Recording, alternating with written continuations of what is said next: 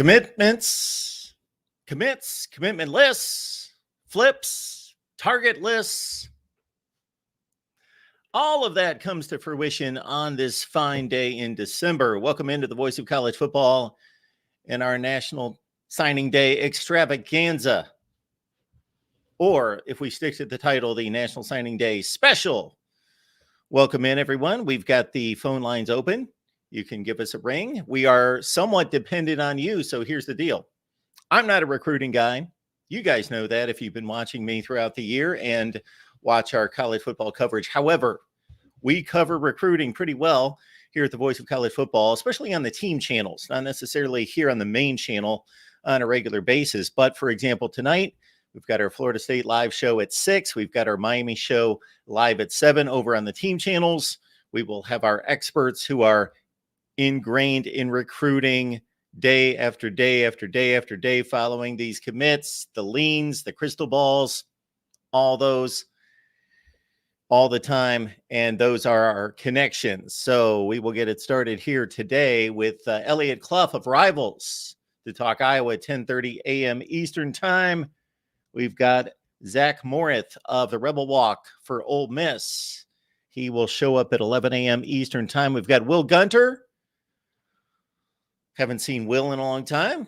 Good friend Will at 11:30, covering South Carolina from 107.5 The Game down in Columbia.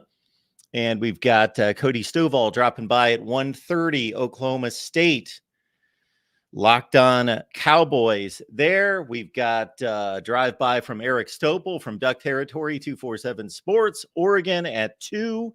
And then at 2:30, Nick Snow, Bucky's Fifth Quarter, SB Nation, Wisconsin. And then they just keep going and going and going and going from there. It bleeds into Thursday. We've got all sorts of recordings and live shows set up for Thursday as well to catch us up with everyone, as many as we can possibly get to. We'll put it that way across the country.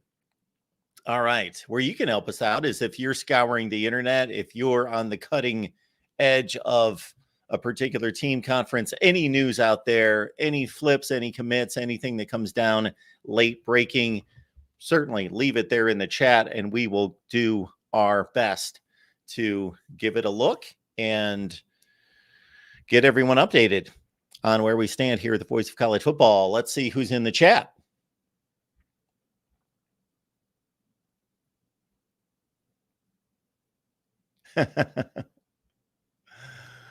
Mike says I could probably go back to work today, but hey, I have several hundreds of PTO saved up. Why not burn it? Yes, burn it on National Signing Day. Join us. Mike, good to have you here. Good to see you as always. Oh, Dixon. Mark, let me run a Missouri channel. Now, I don't know if you're joking, Dixon. I'm here. I'm all ears. Dixon, Missouri channel. Hey, why not? Yes. So there we go. Hit me up, MarkRogersTV at Gmail. All recommendations, suggestions, requests, MarkRogersTV at Gmail, Dixon. Okay. We don't even have any Missouri contacts here anymore. I've had a few in the past. Good to see Erica here. Again, Dixon, Joe's here. DDR 256. We've got Queen City. Andrew. Make a lot of connections with Andrew on Twitter, X. Andrew, good to see you. Hope the folks there with Jed Fish and his coaching staff are going to have a fine National Signing Day. The Rod Farva's here. Kyle Pickett. Yes, and Kyle reminding us Florida State live at 6 p.m. Eastern time. James Coleman, Chris Frazier, Georgitis, Renegade Report, all those guys join us 6 p.m. Eastern time. Florida State, Miami at 7. Okay, well, let's check out the rankings. Let's get to those first and foremost. We will go to 247 Sports. We can certainly check out the others on 3 and Rivals. ESPN. But this is where we stand right now.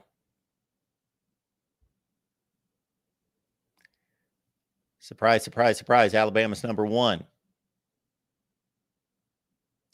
Now, Alabama, taking its usual approach to recruiting, has been lurking at one time in the 50s, 60s, 70s, and then just continuing to build a class. Not many commits throughout the early portion of the summer. Then they come on like a locomotive, and bam, here they are at number 1 with 28 commits.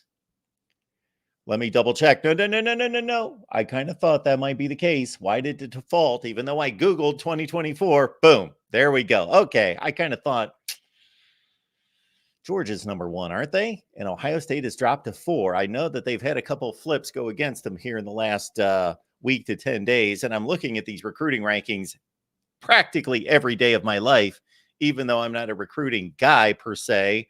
I don't follow the minutia. I follow the big picture stuff. So here we go.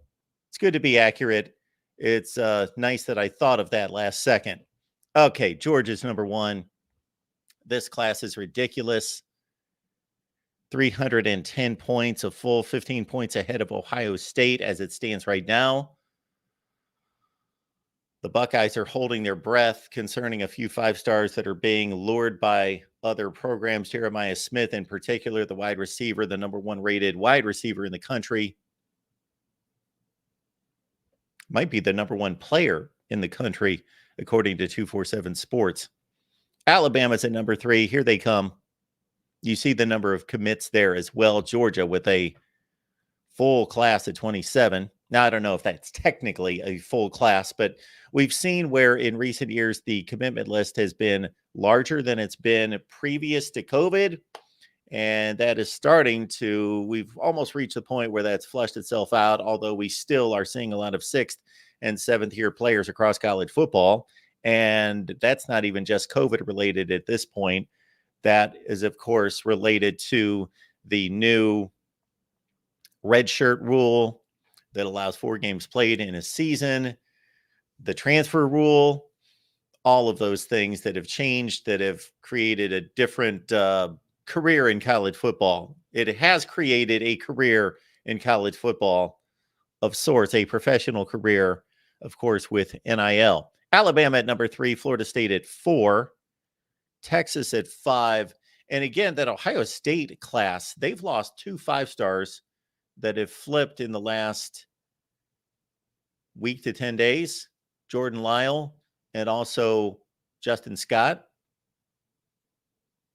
So they had a pretty stout class to be able to withstand the loss of 2 5-stars and stay at number 2 in the country. It has been pretty familiar for Ohio State to start the day at number 2, maybe number 1, and fall to 3, 4, or 5 throughout the day. It's just been the approach of Urban Meyer, and now it appears Ryan Day as well. Not a whole lot of drama, and less drama in the Big Ten overall. More drama in the SEC. More flips between major powers in the SEC. You'll see on a regular basis. So we will keep our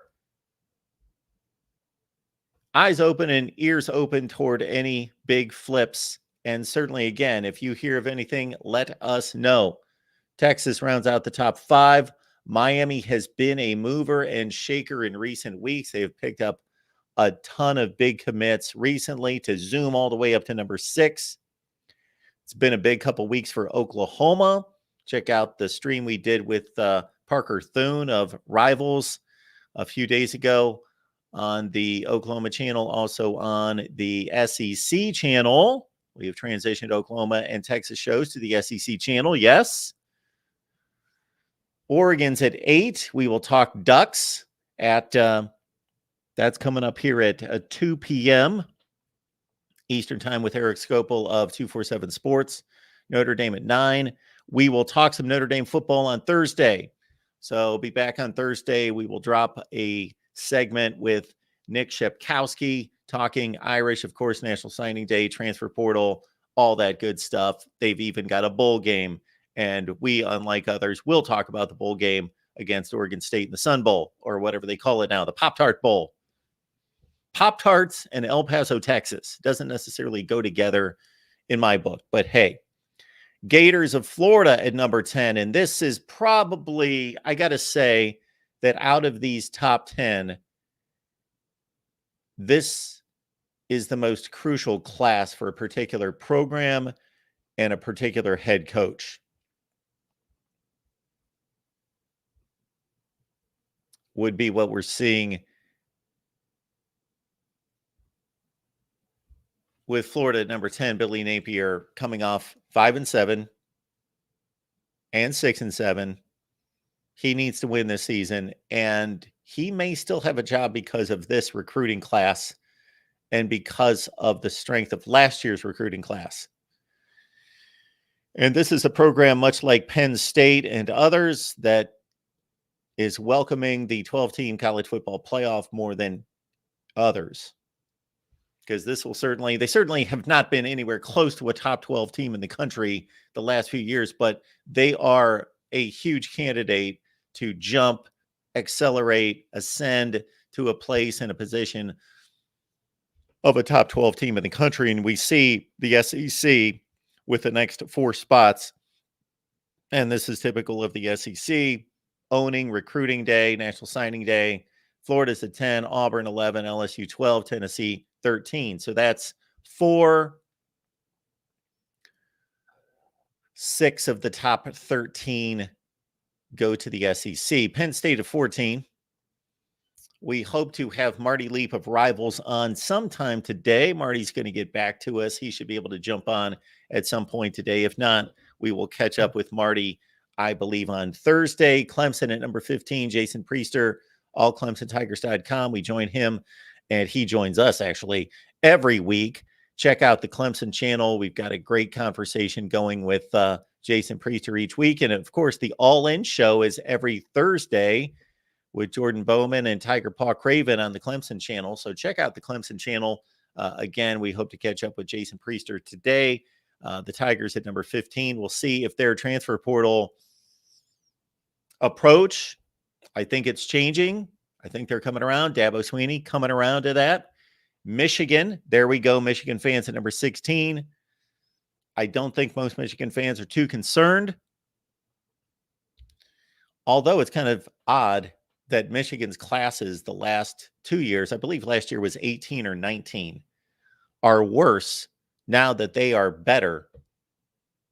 Usually there's a kick in that might not happen that particular season. So, for example, Michigan's a 9-win program for Jim Harbaugh's first 5 or 6 years. Basically, you might as well say 10-3, 9-4, 8-5 keep popping up. They're a 9-win program.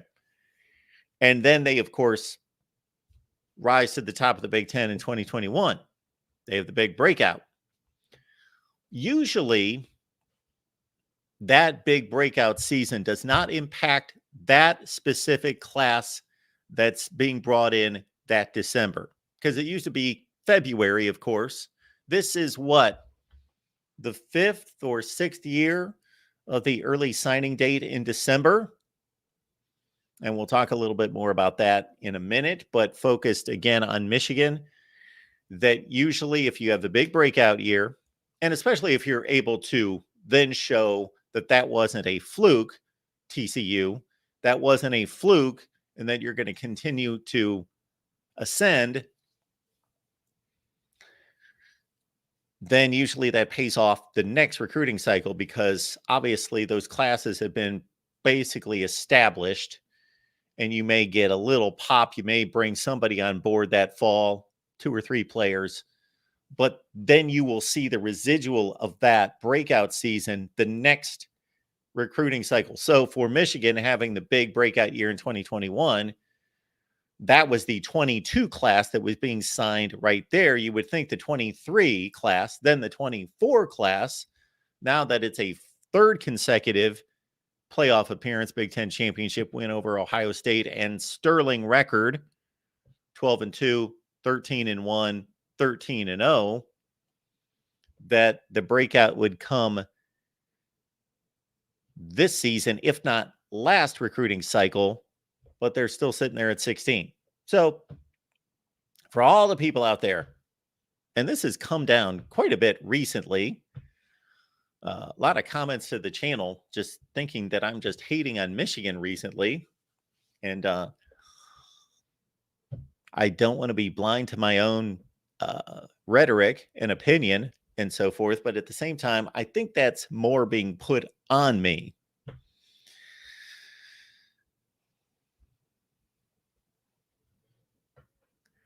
I should go to Mike for this question. Mike Fort. I'll see if Mike caught our latest video. And then we'll get to the super chat. Appreciate that. We posted a video Monday, just basically looking at the stats. We did a breakdown of Alabama, Michigan. So my basic approach was to say Alabama's number whatever nationally in rushing offense, yards per carry, which I think is a more relevant, more valid statistic than just rushing yards per game. But anyway, we looked at both. Then looked at all the best defenses that Alabama played in that category. So this was pretty extensive if you think about it, going through every phase of the game and saying, okay, this is Alabama's rush offense. These are the best rush defenses they've played. Then this is how they performed against those top 4 or 5 rush defenses they played. And we went through every category. So this is completely numbers driven. Sure, I talked about the particular games, especially if I watched them, had knowledge of them, which I did most of them. I saw almost all those the Alabama games for sure. The Michigan games, they played so many lousy teams early. I didn't watch a whole lot of those games, but at the same time, I caught up with them. No doubt about that. I've got a responsibility on Tuesdays, the Steve Days in Michigan podcast, to catch up on the Michigan games.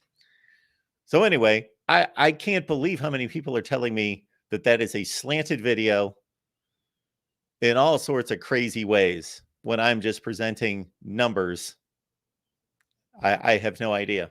And I must say in that video 5 times that Michigan was dominant. Michigan controlled this game. They blew out this team. They annihilated this team. Yes, it will just never cease. We will get to the super chat, and we will also get to Mike here. Thank you so much for the super chat, Emily. This is the first time we've seen Emily's name. I apologize if you've maybe commented before and I just missed it. But Emily, thank you so much for the super chat. Who do you think has the brighter future, Michigan or Miami? That is a great question. Without any thinking, it's not a great question. It's an easy answer, of course, if you just want to take Jim Harbaugh's more proven than Mario Cristobal. The Michigan program's excelling right now. Miami continues to flounder on the field. However, there's a lot to think through here. I have more confidence that Mario Cristobal is going to be the coach at Miami in 3 years than Jim Harbaugh at Michigan. That's not to say, don't take this out of context, anyone, that I am predicting Jim Harbaugh to leave Michigan. I'm not. I don't know. I know that he is intrigued by the NFL, and I don't know if a national championship would make him more likely to leave, to say, okay, mission accomplished, on to the next challenge, back to the NFL, got to get that Super Bowl. Or if that would make him more inclined to stay at Michigan and see if he can build a dynasty. But I'm more confident because of the contract stipulations, because of Mario Cristobal's preferences. He played at Miami, much like Jim Harbaugh, but he's not ready to go coach an NFL team, Mario Cristobal. So he's going to be at Miami. Their NIL seems to be extremely good. They have a lot of money, which is kind of interesting. They're a private institution. I'm not going to speak from a place of knowledge here when it comes to apples to oranges, which would be more, you would think that the public institutions would have a broader booster base to draw from, of course, and a alumni base to draw from. Miami's a pretty small school. Of course, people don't show up at the games, but they do have fan support. So there's a difference between who shows up at the games and the level of fan support. But that's a great question. I just trust the Michigan infrastructure, let's say, the organization, the athletic department, the current head coach, even if he leaves, their ability to go out and do better than they did the two hires prior to Jim Harbaugh, where Miami has been stuck in this perpetual revolving door of mediocre coaches, excluding Mark Richt. Different situation there. Unfortunately, I think what we've seen with his health very much now that we can see his tenure play out at Miami, we see why he wasn't able to really kick it in, and also the decisions he made with his son on the coaching staff. But Miami, this is the interesting thing about Miami. Ever since not just Larry Coker, who won a national championship, of course, even before Larry Coker, I'm going to put Larry Coker in the mediocre coach category because he proved nothing else other than inherited Butch Davis's team, an NFL All-Pro team, and won a national championship, is that since Butch Davis, Miami's not hired a coach who has proven to be a capable coach before or after they left Miami. They all and that's what shows you that those are all bad hires, is because none of those coaches, none of them did anything before Miami or after Miami that was successful. Al Golden, Randy Shannon, Manny Diaz, we'll see, and so forth and so on. So that is a great question. The gambler in me would take Miami. The conservative approach in me would take Michigan. Miami, higher ceiling. Michigan, extremely high ceiling. Miami, higher ceiling. Michigan, higher floor. And of course, being in the Big Ten, especially in this day and age going forward, and Miami's future being a bit precarious in the ACC, now they should have a fine landing spot. They are going to be coveted. They are going to be wanted. So yes, Miami is going to land somewhere. I've got to think they will be in the Big Ten or the SEC in a decade. So they will have a fine landing spot. The future is more precarious for places like Syracuse, Wake Forest, Boston College. All right, Emily, thank you so much for the contribution. Let's bring in Mike. Mike, what's going on? Oh, just enjoying a National Signing Day morning, which I mentioned earlier. I basically just think of today as an SEC holiday. Well, they bring in the best recruits. Yeah, I think so. And that's I consider it. For like I said, for Michigan, it's no big deal because recruiting isn't how we make our bones. Well, you do, just not to that extent. We're 16th. I mean, I predict that we'll probably end up in the 12 to 13 area. Okay, but the chances of us making a top 10 recruiting class this year is pretty low. Well, yeah, a 6-spot jump is significant. Plus, it's not like jumping from 46 to 40.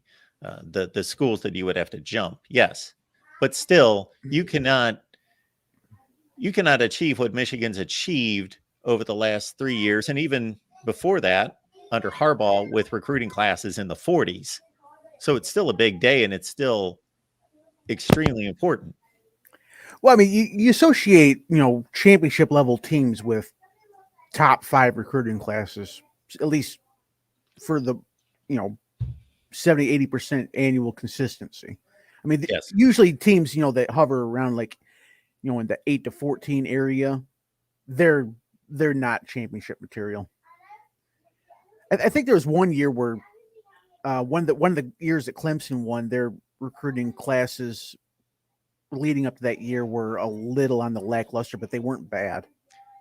The lowest total team composite ranking we've ever seen is number 9. Clemson, number 9. Yeah, I thought they were like 8 or 9 or something. So I mean, kind of bodes, not so well for us. But I guess as a Michigan guy, we kind of look to other things. I mean, consider it biased, but I think our strength and conditioning guy, Ben Herbert, is probably the best in the business right now. 2, we usually hit the portal pretty well. Now we haven't so far yet. I mean, like last year, the portal turned out pretty good, but this year not so much. We don't see the recruiting day as the alpha and omega of our success, current and future. Sure. And what you just touched on is something we've talked about a lot in the last couple of weeks that makes these recruiting rankings not as significant as they used to be. It's the transfer portal. Yeah, I think so. And I chalk it up to several things. I mean, 1, I think the cold kind of scares off a lot of recruits. 2, I don't like being that guy, but Michigan still has some academic standards where the SEC, not so much. Sorry. I mean, I call them the special education conference for a reason. And 3, Michigan just, even when they were behind the NIL and now that they're caught up, they still don't seem to be wanting to just, drop millions of dollars for somebody that has never taken a snap at the collegiate level. Whereas you get a lot of these SEC teams, especially A&M, obviously, they're wanting to put millions of dollars into people that you're basically, playing a hell of a lottery here. You really got to hope that they really live up to all this expectation. And you better hope that, 247 and rivals know what they're doing. Because if not, you're spending a lot of money and you're getting nothing in return. Like say A&M, they drop millions and millions and millions of dollars for 5 and 7, seasons. I mean, that seems like a bad investment to me. One 5 and 7 season. Well, I mean, do you really think that A&M is on the precipice of, becoming that next tier where they can actually compete for a national championship? Well, I don't think that's the next tier for them, but I get your point. No, I don't think they're on the precipice of competing for a national championship, but I don't know that we saw Michigan in that light in 2020 or TCU ready to make a college football playoff appearance, or Florida State when Mike Norvell was going 5 and 7 and 3 and 6 2 consecutive years. So it can happen with the right person in charge quickly.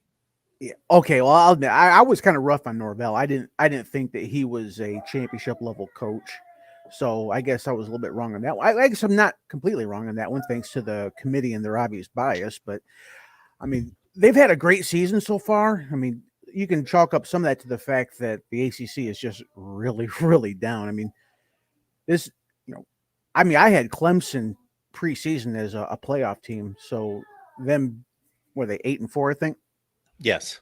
Yeah. I mean, them going 8 and 4 was a real shock to me. Yeah. Let's address this comment made by the Rod Farva.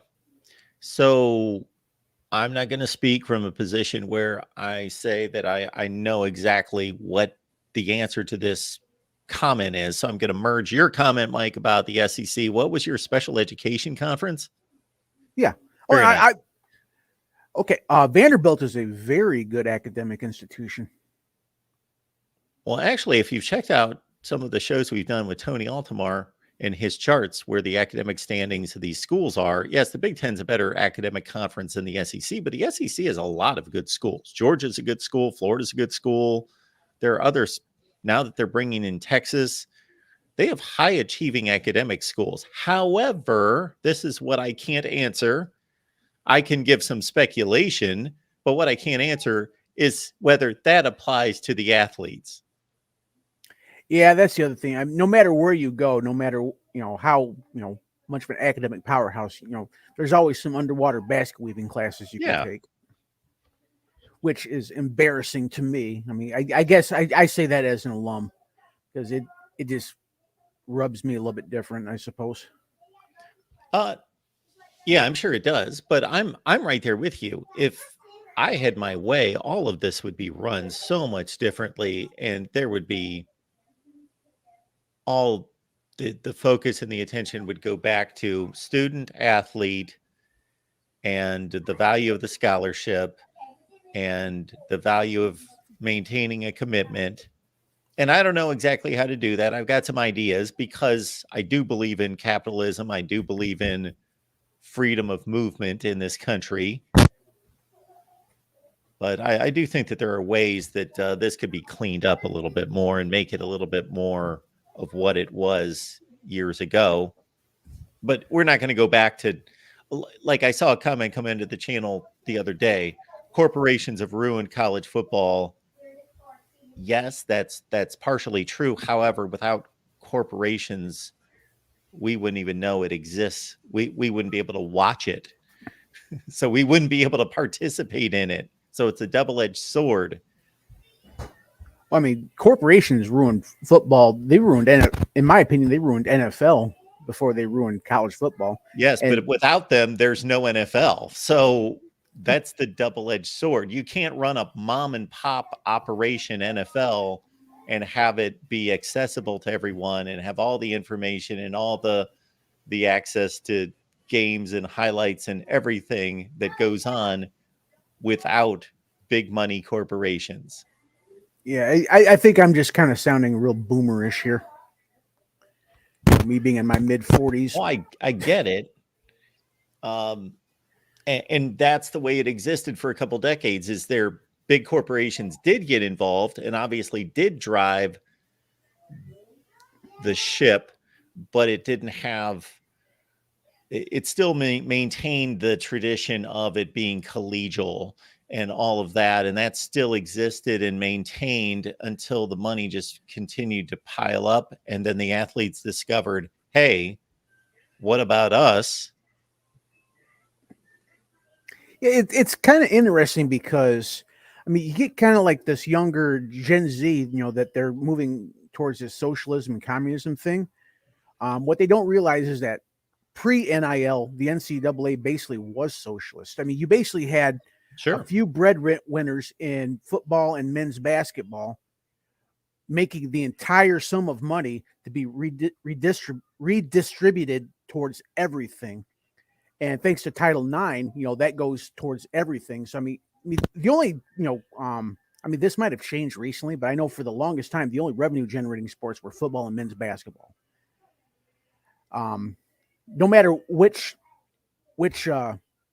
university you are, every other sport has never been revenue generating. I think recently, like women's softball has become revenue generating in a couple universities. I'm happy to check. I would think so. Oklahoma, Alabama, I think is one of them. Yeah. But for the longest time, you basically had the certain top tier men's basketball and football players.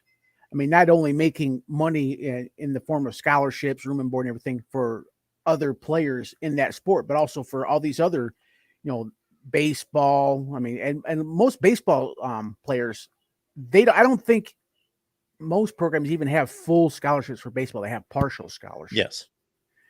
And then, water polo and field hockey and all this other stuff, that's never going to make a dime. So I guess the whole move towards, the NIL making it a more capitalist, it's kind of funny, and it's a kind of a double-edged sword. I think the best way to handle it would be like encourage the NIL, but have some sort of gatekeeper, which seems harder and harder as time goes by.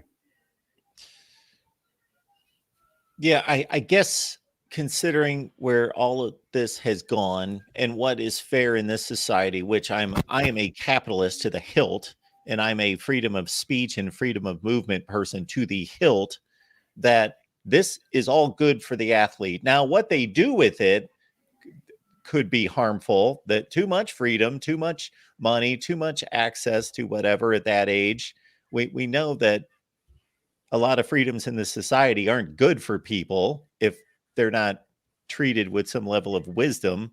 So that's up to each individual and their families to figure that out. But I'm all for that, but I think it's bad for the sport overall.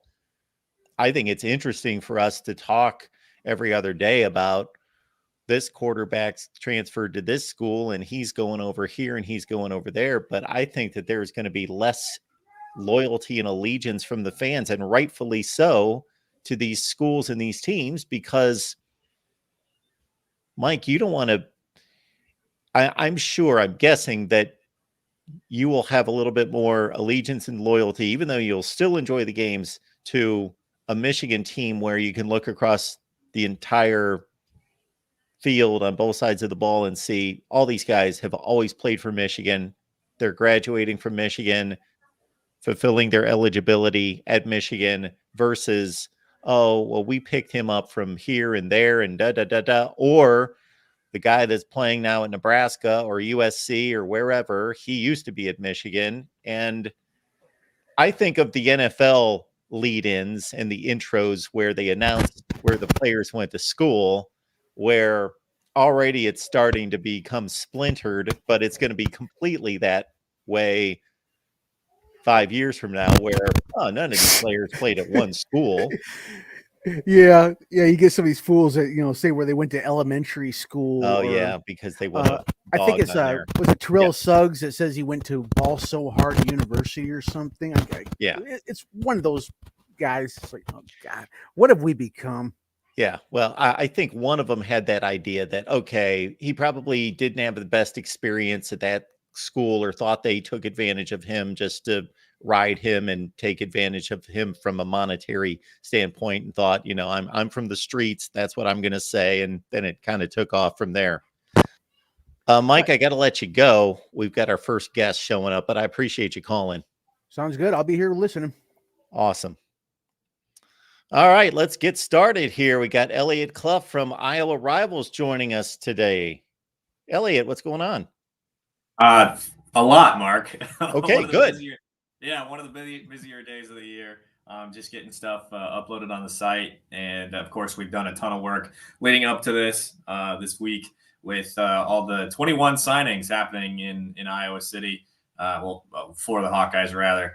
But getting everything up on our premium boards and tweeted out and all the links put into articles and all that stuff like that. So a whole lot of that back end stuff that people don't exactly see, but 21 signings happening in one day is a lot, but we're getting it handled. Yeah, I'm looking at the list on Rivals right now, 22 commitments. So 21 of 22 signed. That's pretty good. Yeah, 22 commitments. It should only say 21. We usually, maybe it's a preferred walk-on that somebody accidentally added or something. Whoa. This keeps doing this to me. My bad. That's my fault. No, that's okay. Every time I look up 2024, it defaults to 2023. Did it again. There we go. We're up to date. We're not a year behind now. 21 total commitments. There we go. Team ranking at 31 according to Rivals. Excellent. Yes, sir. I was going to say, do you know something that I don't? What's going on here?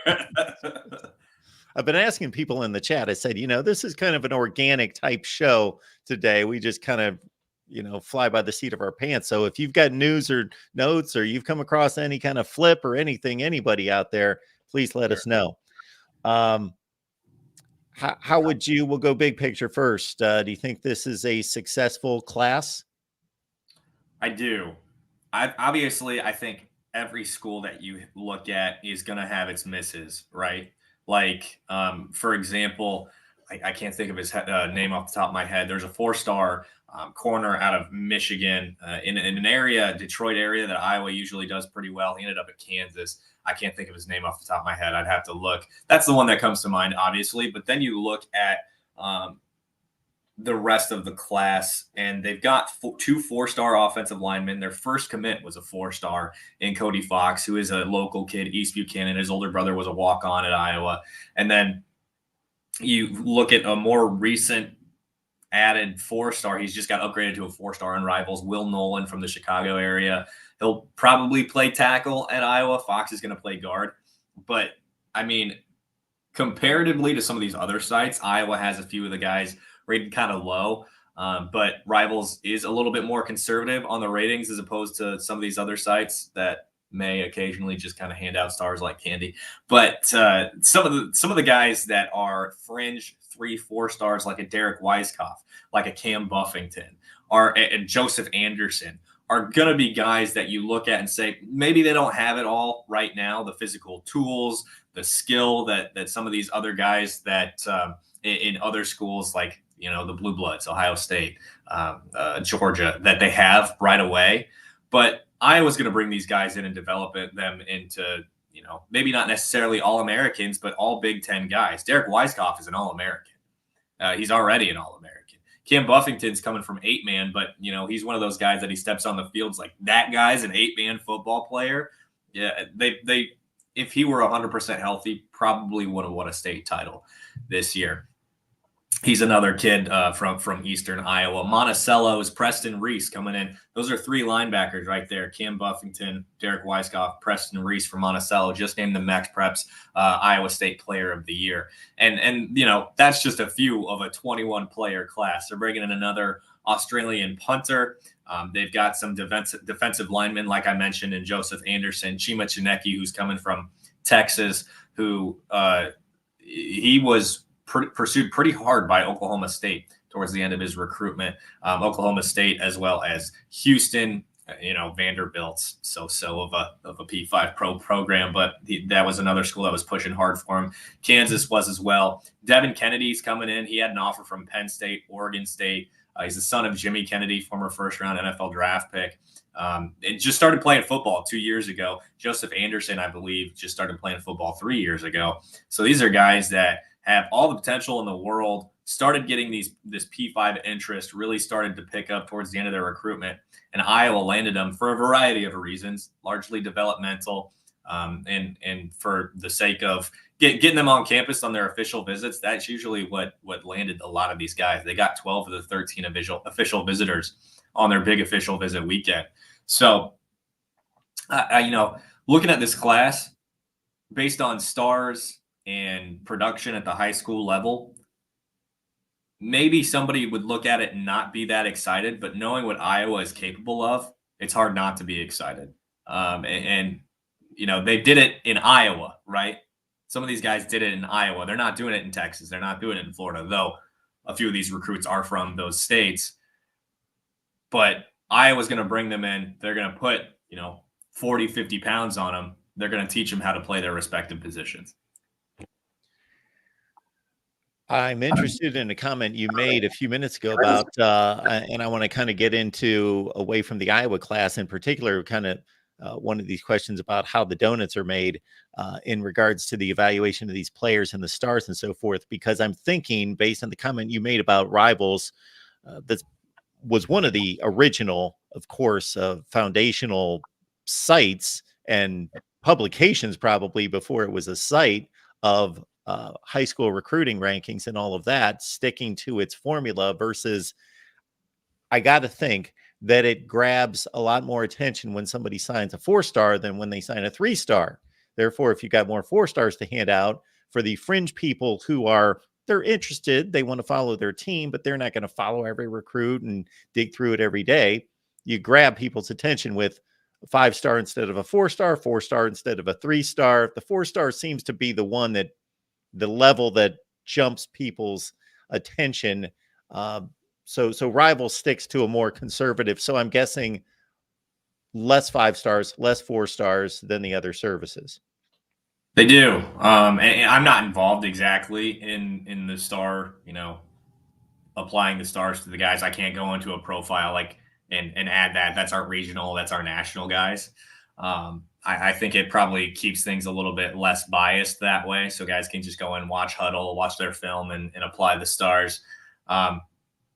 But yeah, I mean, Iowa only has 2 4-star recruits in this class on Rivals. The rest of them are 3-stars.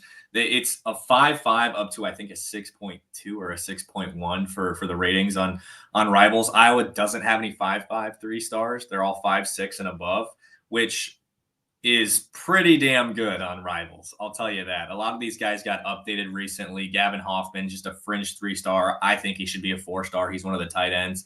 that they're bringing in. Joseph Anderson, again, a guy that I mentioned, he's a 5'7", a fringe, almost 4-star. And some of these guys are at that spot in their rating just purely because of how raw they are. Joseph Anderson being one of them. He's got all the physical tools. Whether or not he learns the technical tools, the technical things, and puts it into practice is another thing. But then you look at a guy like Derek Weiskopf, who, in my opinion, again, a guy who should at least be, he's 5'7". I could see him at a 5'8", 4-star. He's an All-American, man. Like, so there are some times where I would look at players on Iowa's class and in Iowa's class, 2024 class, and say, I would have him as a 4-star. But that's what our regional guys have them as, is that fringe 3-4-star. And I think that's a way to give them their acknowledgement and say, yeah, you're pretty good, but not quite our 4-star level. So yeah, it's a different process, but our side is stuck to it. And whether I agree with all of them or not is one thing. But yeah, it's a process that they've stuck to since the beginning. Folks, we appreciate Elliot Kluf being here from Rivals, the Iowa site. There you see the destination for you, iowa.rivals.com, and Elliot's Twitter/X handle, where you can follow Elliot. I think you've given us a pretty good lean on who could contribute immediately. It's usually at the top of the board. It's a lot of the guys that you just highlighted. So unless I've missed something there, the guys that would be most likely to make some level of impact in 2024? Yeah, that's always a tough one. I mean, you look at this 2023 class and everybody was saying Ben Keeter, and he didn't see a snap this season, I don't believe. If anything, he's getting a red shirt. I know that for sure. If you told me John Nestor was going to be the biggest contributor as a freshman this year, I would have been like, what are you talking about? But he came in and earned a spot on special teams and burned his red shirt. And then Jariet Bowie is a guy who saw some snaps this year at wide receiver. If I thought a wide receiver, freshman wide receiver is going to come in and contribute, I would have thought it was going to be Alex Mota from right up in Marion. But looking at this class, we've got a few that we're actually going to write an article on this. Each of us, myself, Adam, and Ross on iowa.rivals.com are writing articles pertaining to the class of sleepers, most impact, most excited about. And then we're doing previews for certain position groups. But mine, in terms of most impact, my guess right now is Chima Chinaki, just because I love his frame. He's strong. He is a little bit raw, but if you throw him in on special teams, he's a guy that doesn't have the physical tools nor the size of an Ontario Thompson by any means. Obviously, Ontario Thompson leaving in the portal, but Chima Chineki's a guy that may very well come in the summer, put on a bunch of weight, and be one of those freaks that's able to contribute on special teams. A couple of the other guys listed, Jalen Watson and Brevin Dahl. I don't necessarily see Brevin Dahl as a guy that'll come in and contribute right away because of, one, the injury history. He got hurt this year. I don't know if he's going to be able to play right away. I think he broke his arm on a play earlier in the season. He could contribute on special teams as a return man. And then Jalen Watson very well may be that next John Nestor freshman, DB that steps in and contributes on special teams. It's just not common that we see these guys come in and earn snaps right away as freshmen. I mean, it's happened. It happened with Caleb Johnson at running back. Correct me if I'm wrong, but I think Tyler Goodson was one of those guys that came in as a freshman and contributed as a running back as well. I don't necessarily see that in this class. One, because Brevin Dahl has to put on size, and two, for Xavier Williams, who I want to see him work on his speed. He's more of a power, punch you in the mouth kind of running back. But and they're really deep at that running back spot too. You still got Caleb Johnson, Le'Shawn Williams, Jazz Patterson, and then you got the two freshmen in Kamari Moulton and Terrell Washington. So that one's always tough, especially with Iowa, just being a developmental school. That's kind of their MO. But those are the three names that we have to watch, and that'll be up within the next couple of days. You can check that out on iowa.rivals.com. More on the reasoning as to why we see those guys as potential impact guys. And Elliot, for a program that's known as an offensive line oriented program, but hasn't had a very good offensive line, I don't want to downgrade it too much. A marginal offensive line for the last couple of years. Sounds like you're optimistic that they've recruited, especially in the interior, some guys that could develop into really good Big Ten players. Cody Fox especially. He debuted as our number 73 ranked player in the 2024 class, committed super early, and then fell out of the top 250. That's kind of Rivals thing too. If you don't commit right away, you rise, you rise, you rise. If you commit right away, you fall, you fall, you fall. That's just kind of the way it is. I mean, there's these guys in the spotlight, there's guys not in the spotlight, and that's the way it works. He's no longer in the top 250, which is just wrong in my opinion. I went and saw him at the state playoffs in Cedar Falls about a month ago ish, something like that. And dominant. He's their punter actually too. He was their punter at East Buchanan. I think he averaged like 35 yards per punt as a guard, which is kind of funny. But he's a 4-star. Will Nolan's a 4-star as well. Bodie McCaslin is coming in.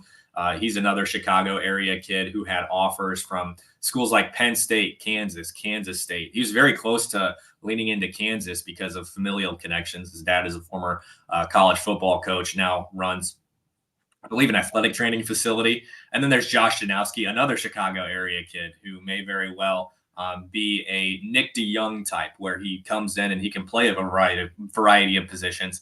I don't necessarily see Janowski as that high-level offensive lineman like I do with Cody Fox, Will Nolan, Bodie McCaslin, but he's a guy that could come in and contribute out of Lincoln Way East in Chicago. I'm a big fan, particularly of McCaslin. I think he's going to be a guy that can play tackle. But the higher the stars, it's Will Nolan and Cody Fox. I'm going to look here at McCaslin's offer list quickly because it was a long one. He had we don't have all the offers listed in terms of numbers, but we do have Colorado, Kansas State, Minnesota, Missouri, Nebraska, Penn State, Purdue, and that's it for big time offers. Also had interest from Notre Dame, Wisconsin, Iowa State, Illinois, and I'm sure some of those would have amounted to offers as well if he had stayed open. But he committed, I think, in the spring is when he committed as well. So he's a guy that I like.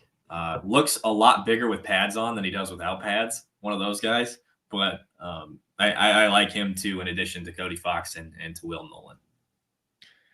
Elliot, your response and reaction to what Kirk said after practice here in the last couple of days, he seemed a bit spicy, a bit agitated, irritated about a question directed toward the offensive coordinator search, what type of performance they need there. And he went into a quote about, points per game. I'll paraphrase here. We have the exact response and so forth. Of course, we did our show with Corey last night, but about points per game aren't important. I'm more into wins per game.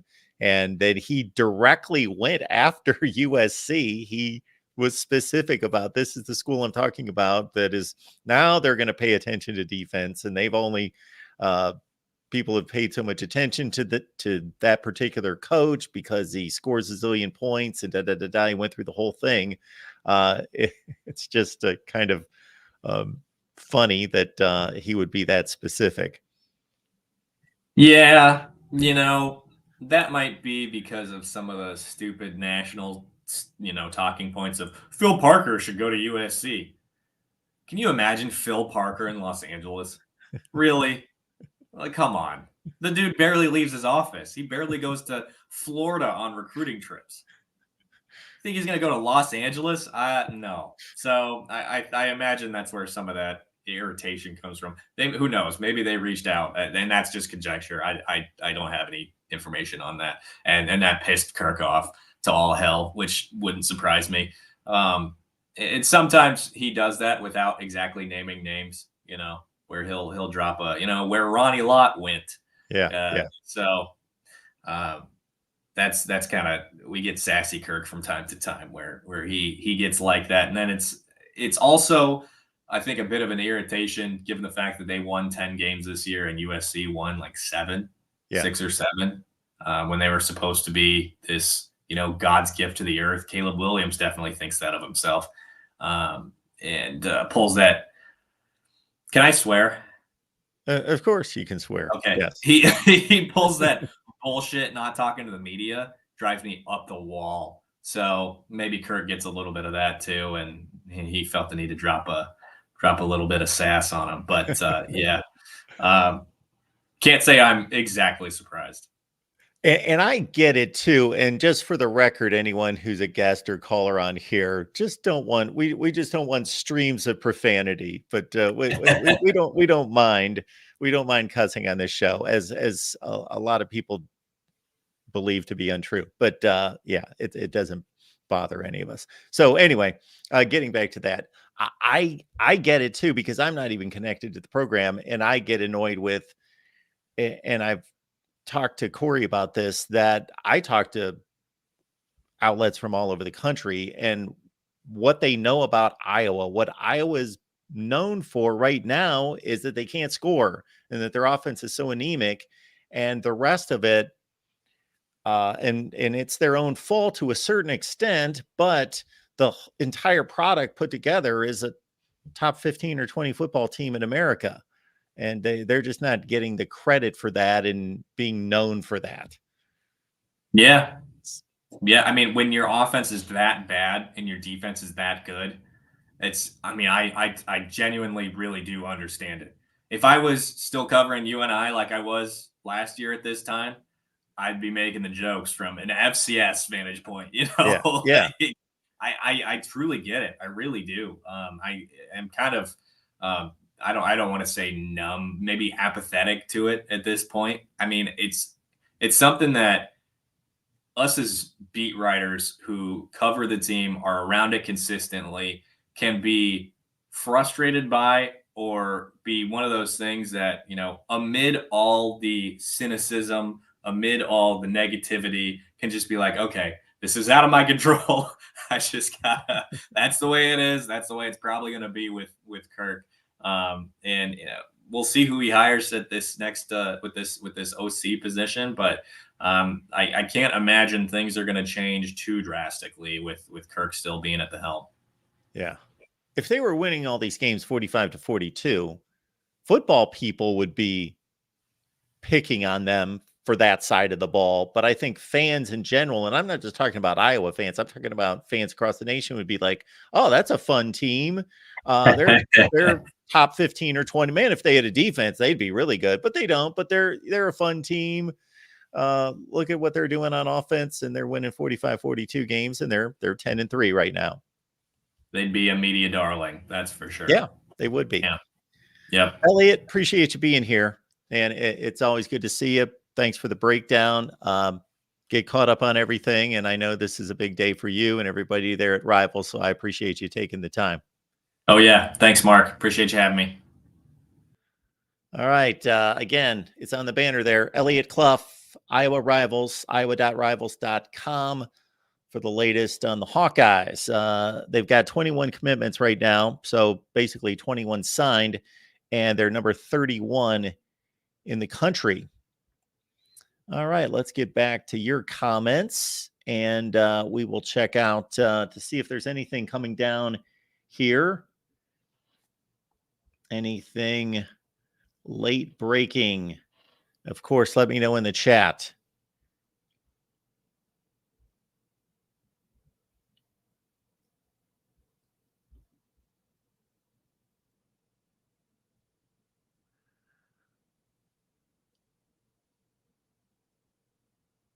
Let's see, just here in the last 24 hours, we've, of course, had Dylan Raiola, the Georgia commit quarterback with legacy ties to Nebraska, flip, go to Nebraska. Huge news for the Huskers there. We've had a safety in Xavier Filsami, number 2 rated safety in the country, according to some services. So say top 5 safety, flips from Florida to Texas. We also have another big move for the Texas Longhorns, who have risen into the top 5. Cornerback Kobe Black, 21st rated recruit. So for some of you who aren't really into recruiting, don't look at the rankings, don't really put it in. I'm not going to say nobody understands them because they're easy to understand, but in terms of putting them into context, if you're the 21st rated player in the country, not talking about the 21st rated cornerback, even if you are the 21st rated cornerback, you are still of value. Think about that. Only 21 cornerbacks off the board. That's only 21 schools that get one cornerback. So that's even a highly rated commodity right there. But the 21st rated player in the country, all positions included, Kobe Black, he commits to Texas. So that's a commit that's come down here just in the last 12 hours or so. There's an Alabama 5-star who reclassified. Yeah, we talked to our Alabama guy, Stephen M. Smith, last week about this. Alabama 5-star wide receiver Ryan Williams, he reclassified to 2024. So he was, based on his classification in school, he was a 2025 guy, but based on his advanced schoolwork and being able to get the credits in and graduation on target for 2024, boom, there he is. Ryan Williams, wide receiver, Alabama 5-star, reclassifies to 2024. All right, we're going to talk some Ole Miss football and check in on National Signing Day. We go to Zach Morth of the Rebel Walk. Zach, how you doing today? Good, Mark. How are you doing, man? Doing just fine. This is Zach's first appearance at the Voice of College Football. Zach and I have never talked before. Traded a few text messages. So, Zach, appreciate you jumping on here cold in the middle of a live stream to break down National Signing Day for us. So, how does it look for the Rebels right now? Yeah, everything's going to plan. There's nothing new going on, but some exciting stuff, obviously. The one player I want to talk about right off the bat is Will Eccles. He's out of Mississippi. He's 6'3", 300 pounds, Mark. And before the season, he was a low 3-star. And he's kind of worked himself up, and he's now the best player in Mississippi, according to 247 Sports. So just excited to have him and watch him develop as a Rebel over the years. Absolutely. So we're looking at Eccles right there. As you mentioned, 6'2.5", 295 out of Houston, Mississippi. So, yeah. Zach, actually, I worked down in Mississippi at WCBI for 7 years. Okay. I was a sports director there. And so a lot of Alabama, Ole Miss, and Mississippi State ties for me. So sure. I see these towns and they bring back memories. So, yeah, Houston, Mississippi, very nice out of William Eccles. I know, Zach, that a couple of years ago, of course, Lane Kiffin has his experience on the offensive side of the ball, known as one of the best minds on that side of the ball. Right. And however, I got to give him a lot of credit. It was either last year or the year before. I think 7 of his top 8 signed players were defensive players, recognizing, hey, we got to get better on defense. We're in the SEC. This just isn't going to cut it, and we want to compete and win games. Of course, they just won 10 games. He obviously is paying attention to that side of the ball, unlike some other offensive-minded coaches that are being blamed for not paying attention to that side of the ball. Yeah, I think a lot of that credit can go to Pete Golding. You see it here in this class. 4 of their top 5 commits are defensive linemen. And then we're seeing similar things in the transfer portal as well. 8 out of their 11 commits fall on the defensive side of the ball. And I mean, I think it's evident why in Ole Miss's 2 losses against Alabama and Georgia, a lot of that falls on physicality in the trenches, size, and between high school and the transfer portal, you're getting a lot of that. I mean, just these 4 commits here in the 24 class, all of them are at least 6'3" and at least 250 pounds. So those are guys you're definitely going to want to watch out for, and just really good gets for Pete Golding and Lane Kiffin, like you said. So it sounds like, based on your opening statement, Zach, that this class is pretty well solidified, so we don't expect any late day, final day drama. Yeah, no, nothing crazy. I mean, the one to watch out for is Braylon Burnside out of Starkville, Mississippi.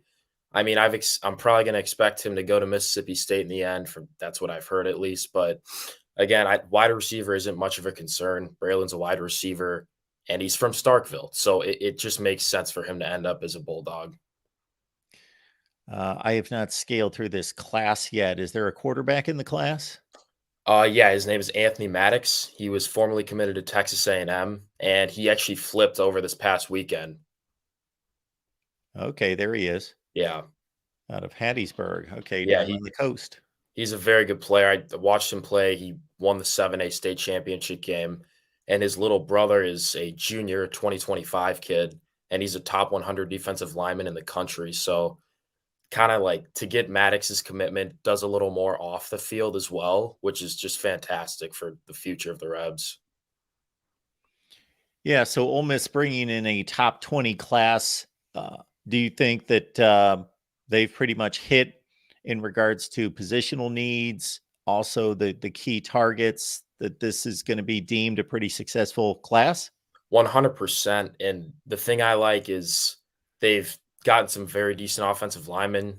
John Wayne Oliver out of Tennessee, Jude Foster's from Louisiana, Kavion Broussard's also from Louisiana. These are big guys, not the highest ratings, but John Garrison does a fantastic job developing his linemen, and they're very expensive nowadays. It's hard to get them in the portal.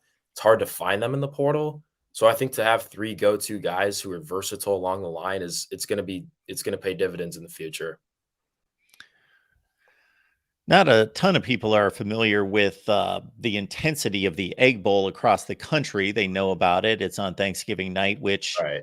I was there for the first one that got switched to Thanksgiving night, 1998. I think that was a brilliant move by both schools to highlight the rivalry on Thanksgiving and make it a standalone. With Jeff Lebby, of course, he's got ties to Ole Miss, and Lane Kiffin, him taking over in Starkville kind of spices things up. Yeah, I'm really excited because with Mike Leach, it was extremely entertaining. You had Leach versus Kiffin. It was awesome, but obviously rest in peace to him. And you have Lebby. He comes from Ole Miss. Him and Kiffin work together. So, and he obviously similar offensive like mind, tempo, get things going, push the ball. He's done a great job at Oklahoma, and I think hopefully it should be a very high scoring, entertaining Egg Bowl game for the futures to come. Of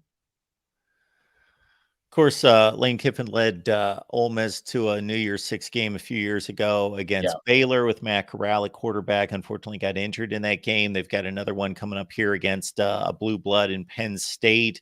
Just in regards to brand and gaining some attention, where do you rate this bowl game in regards to importance?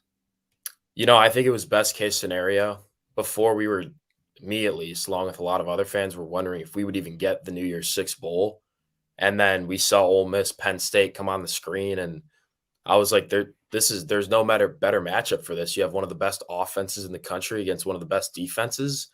Obviously, Manny Diaz from Penn State, their defensive coordinator, left to take a head coaching job at Duke, but they still have all those same players and all that talent on their team ready to go. So between Lane Kiffin's offense and James Franklin's defense, it's going to be an entertaining one, Mark. Yeah, so I would think going forward with this 12-team playoff coming to fruition starting in 2024, that would give Ole Miss fans a lot of hope. Teams tend to get buried in the SEC, layers and layers of team suit. We've got, 4 teams just in the New Year's Six out of 8 or out of 12. And we've got a 12-team playoff. So this 10-2 Ole Miss team, they'd be a playoff team. Yeah, that's right, Mark. And you can see it just in their recruiting, not only in high school, but now in the transfer portal. Like, they understand it's getting very real. It's a 12-team playoff. They're trying to return as many guys as they can. They've done a great job of doing that offensively. I mean, Ole Miss has returned their starting tight end, 2 starting wide receivers. The one thing that is interesting to me is Jackson Dart, the quarterback, has yet to make a decision.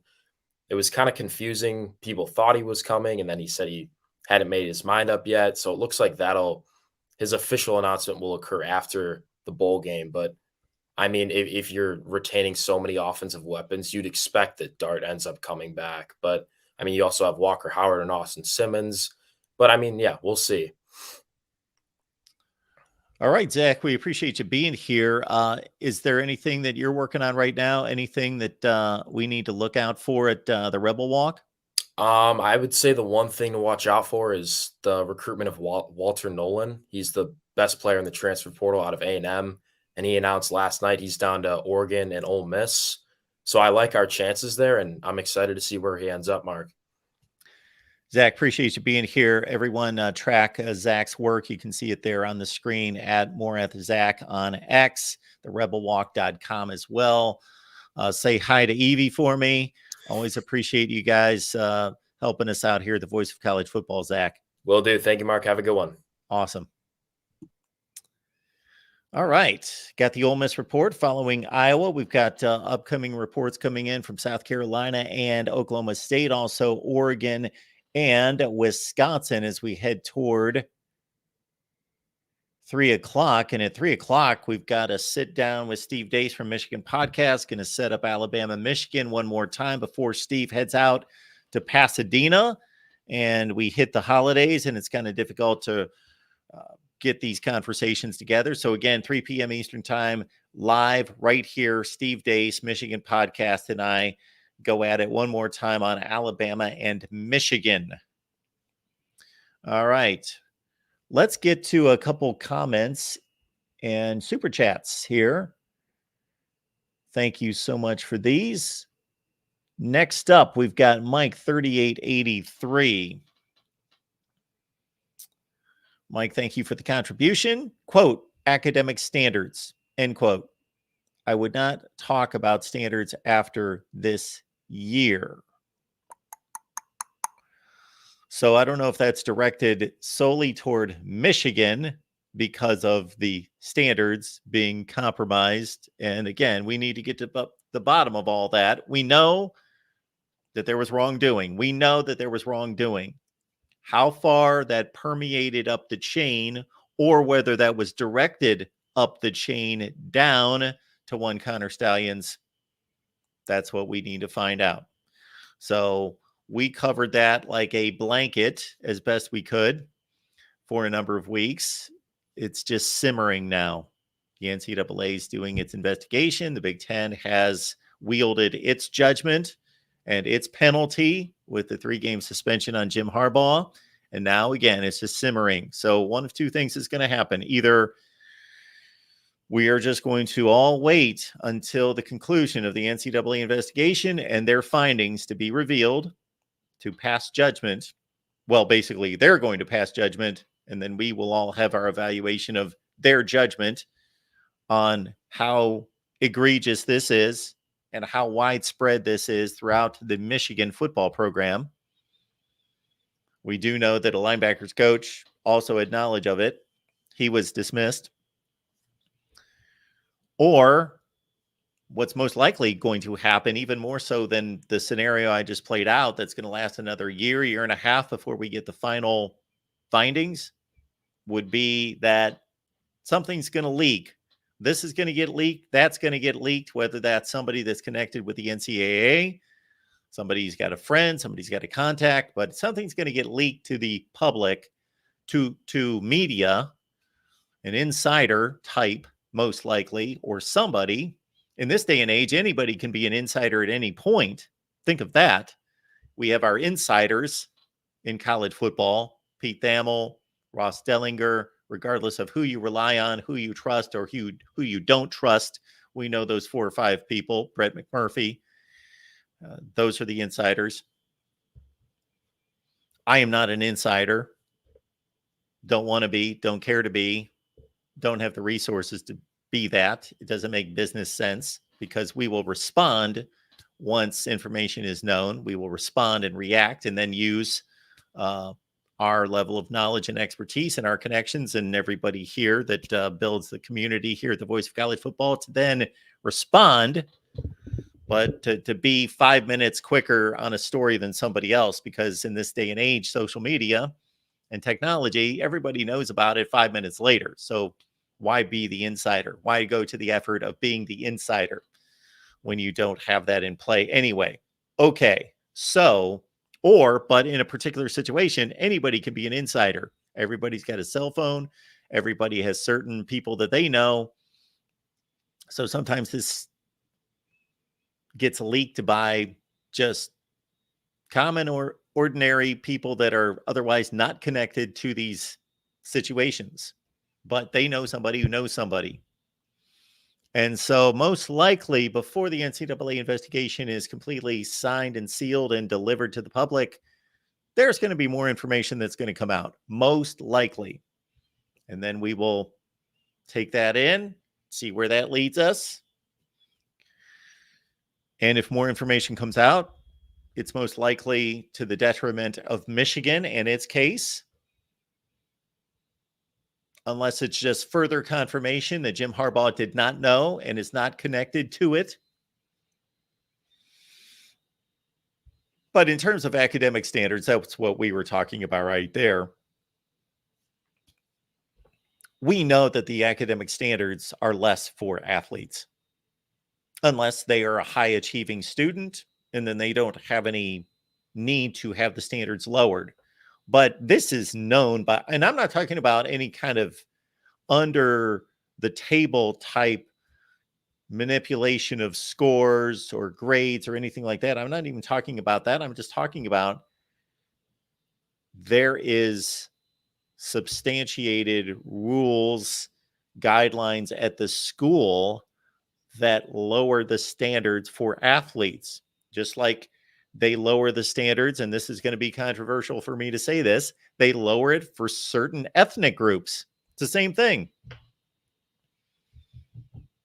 So we already know that it's done, that the academic standards at a place, pick your school, and we were talking SEC, and that the SEC does not have great academic standards. Well, actually, the SEC does have high academic standards and has some extremely strong schools. Really, all of them are. Again, this is a conversation we have with Tony Altimore many times throughout the year, where he brings in his metrics and so forth, and one deals with academic standards at various schools. So anybody in the Power Five, all those universities are really strong universities. Now, if you compare them against each other, obviously somebody's got to be first, somebody's got to be in the middle, somebody's got to be at the bottom. So some of them don't look good on a ranking scale, but they can still all be good schools. Now, how much they compromise those academic standards for athletes, how much they do that is based on, number one, their own decision. But then if they're tied within the construct of being a public university within that state, it's tied to the other universities within that state. And I'm talking about on the surface, what is known and open to everyone. But then there can be more of that done in the back room, under the table, in terms of manipulating numbers and scores and all of that.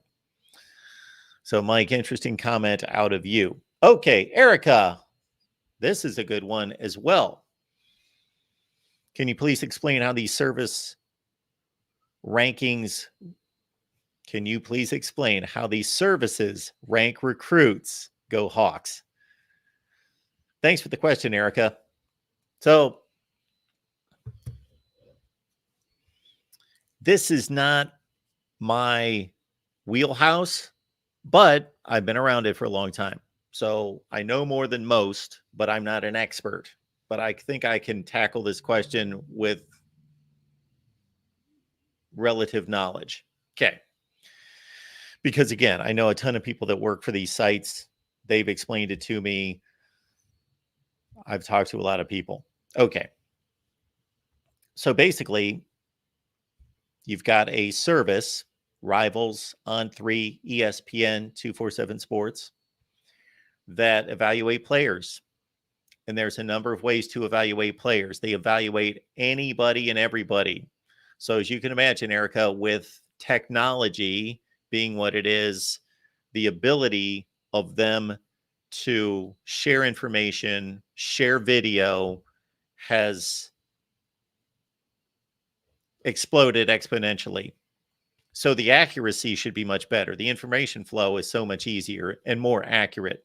Then consider that the first recruiting rankings really started, if you go back, they started in the early 2000s that are still tracked, and you can still find them on, let's say, 247 Sports. I think you can go back to like 2002.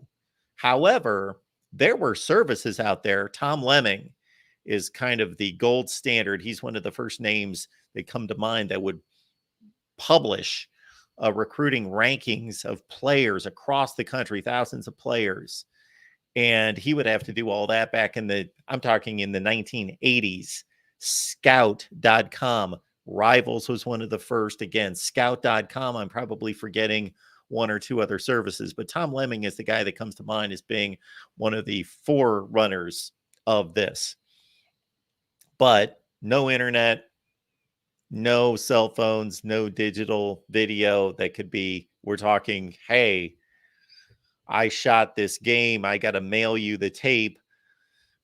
So this was all grassroots. So that's in another day and age, but that's to give you some background on when and how it started. Basically, these organizations employ, we just visited with Elliot Kluf of Rivals.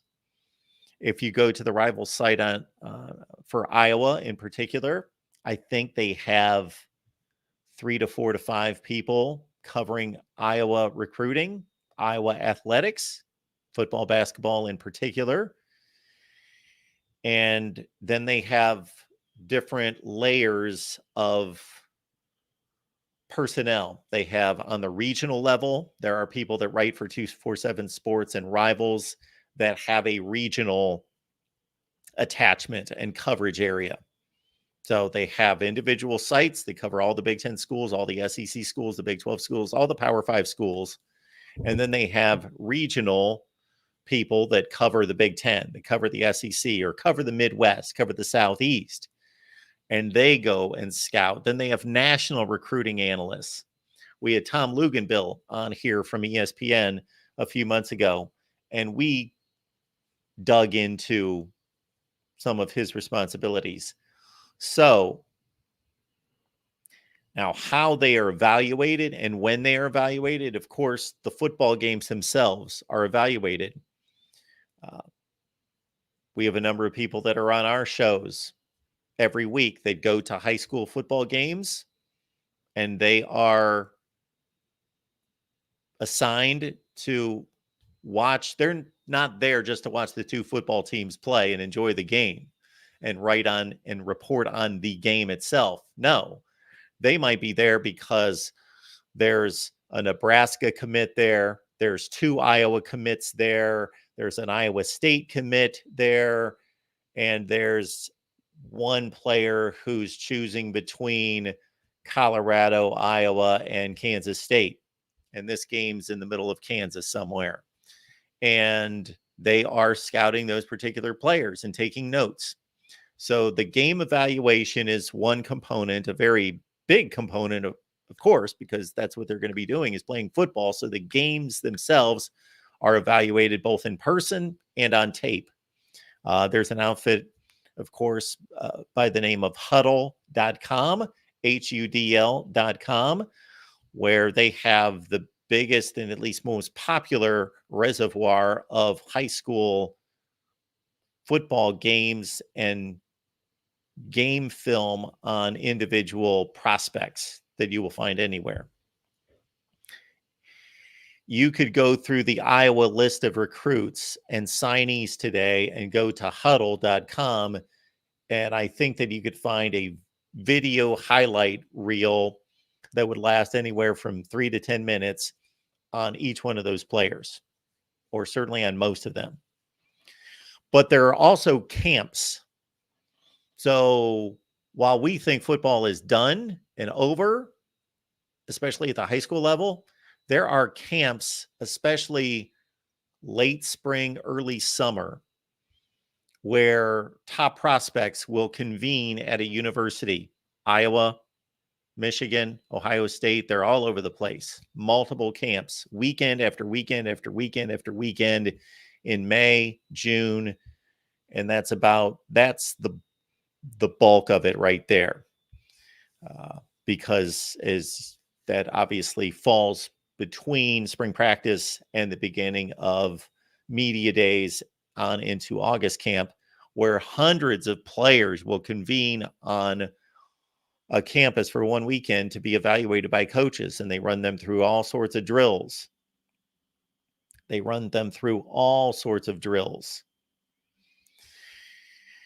Football-related drills to test their agility, their strength, their speed, their ability to respond to certain game-type situations, their ability to understand football on the field, and that goes into the evaluation. Then also there's a component to this that is not necessarily related to the rankings themselves, but related to, and we'll grind this down to your particular team and coach and coaching staff, Kirk Ferentz in Iowa. Those coaches go to those high schools. They talk to that student's teachers, coaches. They have a strong relationship with coaches. And even these recruiting services, strong relationship to coaches, to talk to the coaches, to talk about their players as well. But once these players are ranked, and they're constantly evaluated at various intervals during the year to update the rankings.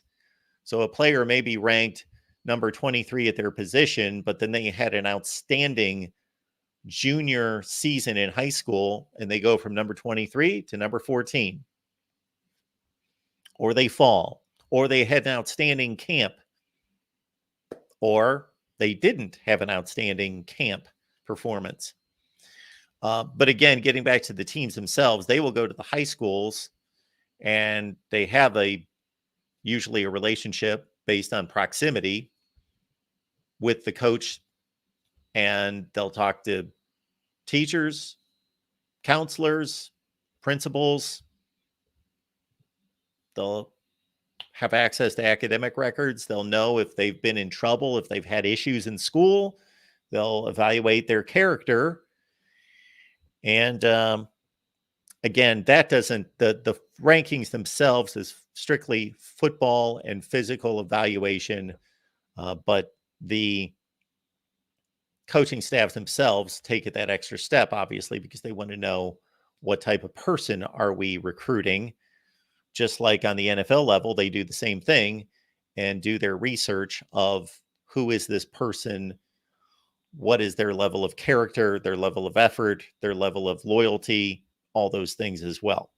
So hopefully that gave you a little bit better understanding into the recruiting rankings. But there are several times a year in which these players are re-ranked. And I think that happens about 4 times a year, after the season, after camps, after various landmarks during that particular calendar year. All right. We've got Mike here. Mike coming back with the 5 spot. Thank you so much for that, Mike. Oh boy, we're talking Buckeyes. So we're going to have Bill Kurlick on from 247 Sports Bucknuts. And that's going to be at 5 p.m. Eastern time. And I've got to decide whether we're going to record that or we're going to go live. Because again, we're going to be here until about 2:45. Then we jump on with Steve Deace at 3 o'clock to do probably an hour or probably a half hour to 45 minutes. Then we've got a couple more recruiting segments to either record or go live again. And Bill Kurlick from Bucknuts is going to join us to break down the Ohio State recruiting class. That's at 5 o'clock Eastern. Guess we'll go live. Guess we'll go live at 4 and take it all the way through 5:30. Okay. Mike, why hasn't Ohio State pursued quarterbacks like Daquan Finn, okay, Dante Moore, or Riley Leonard? I don't know if Finn has landed anywhere. Of course, Moore has Oregon. Leonard has Notre Dame. Daquan Finn, I think, just entered the portal just in the last, he wasn't an initial entry into the portal. Are they actually set on Devin Brown? Well,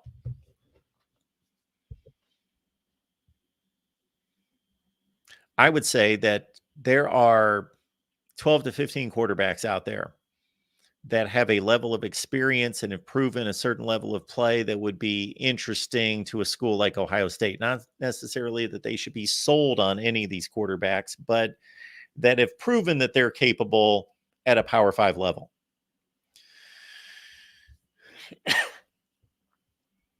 There are no other quarterbacks on the board that are slam dunks, proven commodities. KJ Jefferson, I guess he would be at the top of the board. DJ Uiagalelei, I don't know why Ohio State would be interested in him. He's a fine player. He's a decent quarterback, but he's not at their standards. I raised the question the other day on our Ohio State show that if any particular school continues to just go into the transfer portal every year to grab a quarterback because they lost an experienced quarterback, so they need to replace him with an experienced quarterback because they don't trust their scouting, recruiting, development of the players that they have in the quarterback room, then they're going to show that they've never developed quarterbacks.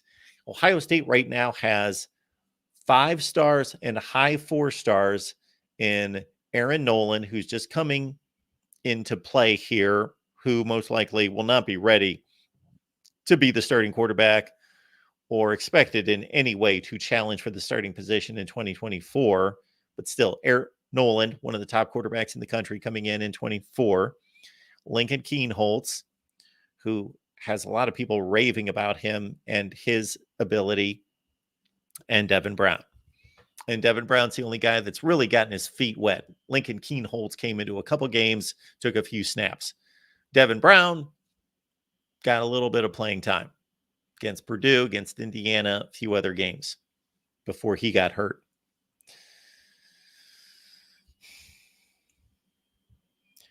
I'm not sold on Devin Brown, but I'm not there at practice. And that's not a knock on Devin Brown. I'm not saying that I've seen him, and I'm not sold on him because I've seen enough. It's that I haven't seen enough. I don't think any of us have. It's going to be up to Ryan Day to determine whether the quarterbacks in the room that have basically no experience, that one of them will emerge to become an Ohio State level quarterback and is ready to take that next step and be the starter. There are much higher floors out there with KJ Jefferson, with DJ Uiagalelei, and with the other guys. So many of them have been snatched up, like Will Rogers, like Riley Leonard, and Dante Moore, and others. And Dante Moore, let's not forget that he was not prepared to play this past season. He won the job, and then he quickly lost it because he was not ready.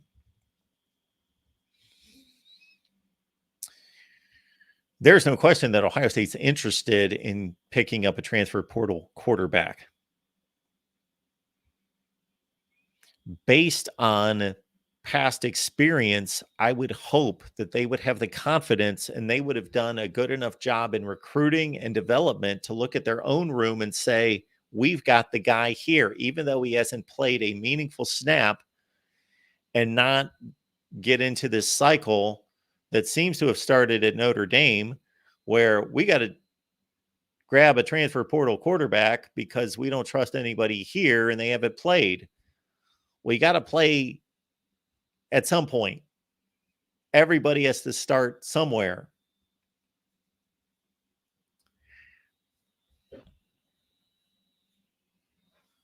No, in no way, to answer your question, do I believe that they're set on Devin Brown? I think that I believe that they're pursuing a transfer quarterback. If they don't sign a transfer quarterback, that is not a Tristan Gebbia from a couple of years ago where they're bringing in somebody just to fill out the roster. Now I'm talking about somebody that's going to win the job or compete heavily for the job. That if that doesn't happen, it's because all the viable candidates, and there's probably 10 to 12, went elsewhere and they ran out of options. But I believe that they're pursuing a transfer quarterback. And I got to say, and it's not my job on the line. It's not my $10 million of pay on the line. It's not my legacy on the line as the Ohio State football coach.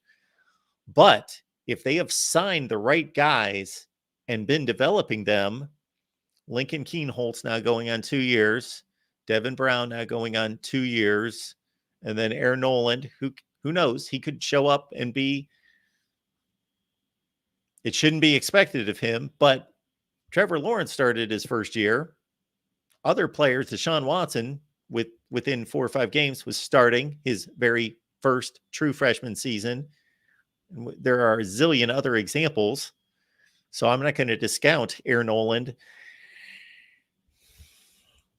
That I got to think, if they are truly doing the job and evaluating quarterbacks and developing them, then they should have the next starter in the room.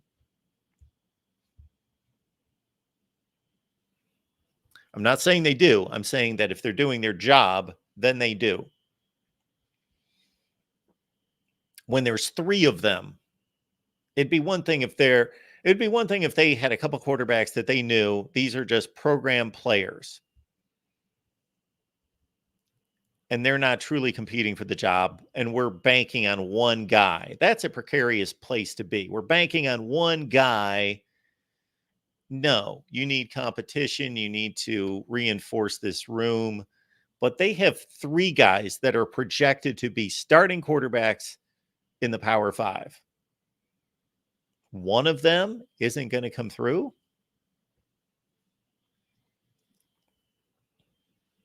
I just wouldn't want to see a Joe Burrow walk at some point because he's sitting behind. And that was a different, even though it was only 5 years ago, a different era, a different situation without the transfer portal being what it is now. A lot of these decisions have to be navigated short-term versus long-term. If we always make the best decision short-term, sometimes we hurt the long-term. But if we're always thinking long-term, then we will never win immediately to even get to a long-term. You understand how those 2 things, they cannot be showing high school quarterbacks that we constantly go out and get a transfer portal quarterback to be our starting quarterback because we don't trust inexperienced quarterbacks. Then I don't think they're in that place right now. They're still Ohio State. They're still going to attract tons of first-rate quarterbacks because Ryan Day has developed Dwayne Haskins, Justin Fields, CJ Stroud. But you just don't want to get to that point where you build that reputation. All right, folks, this is our National Signing Day special here at the Voice of College Football. We have heard from Elliot Kluf of Rivals about the Iowa National Signing Day and Zach Morth of Ole Miss, the Rebel Walk, to break down the Rebels. Oh, man, we're going to talk some South Carolina football. We got Will Gunter stopping by. Awesome. Will joins us from 107.5 The Game down there in South Carolina, a number of affiliates there. Will, what's going on today? We are wrapping it up here. Another signing day in the books. It's not really the same. We talked a lot about that this morning. Just just not the same as it used to be for someone who grew up working for ESPN and 24/7 Sports and covering football recruiting and doing all that. Seeing the wall-to-wall coverage that used to be on ESPN all day and kind of is all taking a back seat, I guess, to the transfer portal. Not like it was 10, 12, 14 years ago. Totally different signing day. And I think in a way it kind of almost diminishes a little bit each year. And now we've talked about it and kind of debated it as to, with the transfer portal, how long are you going to keep? We used to get really excited about these recruits and say, man, I can't wait to see them develop. Can't wait to see them in 2 or 3 years with another stack of recruits. Now you don't know if you're going to have them. How long are you going to have them? Yeah, and we're too early in the process to figure out what do those numbers look like. Does a successful recruiting class do you keep 75% of it 2 years later, 3 years later, 50% of it, 30% of it? What's going to be the standard? What's going to be the expectation for a big time program to be able to hold on to its original class? You're right. This transfer portal has taken everything over. And I think many of us are hoping that while it's just escalating, this is the year it's really escalated at a huge rate, that at some point it's going to settle. There's going to be a recognition maybe there's going to be reports and feedback that's going to come back to these players at some point to say, hey, this is how it's turned out, that it's not always the grass is greener on the other side, that maybe you do have a good situation. Maybe you should fight for that job. Maybe you should, be patient with your coaches and kind of ride this out and see if things work out and if you continue to grind.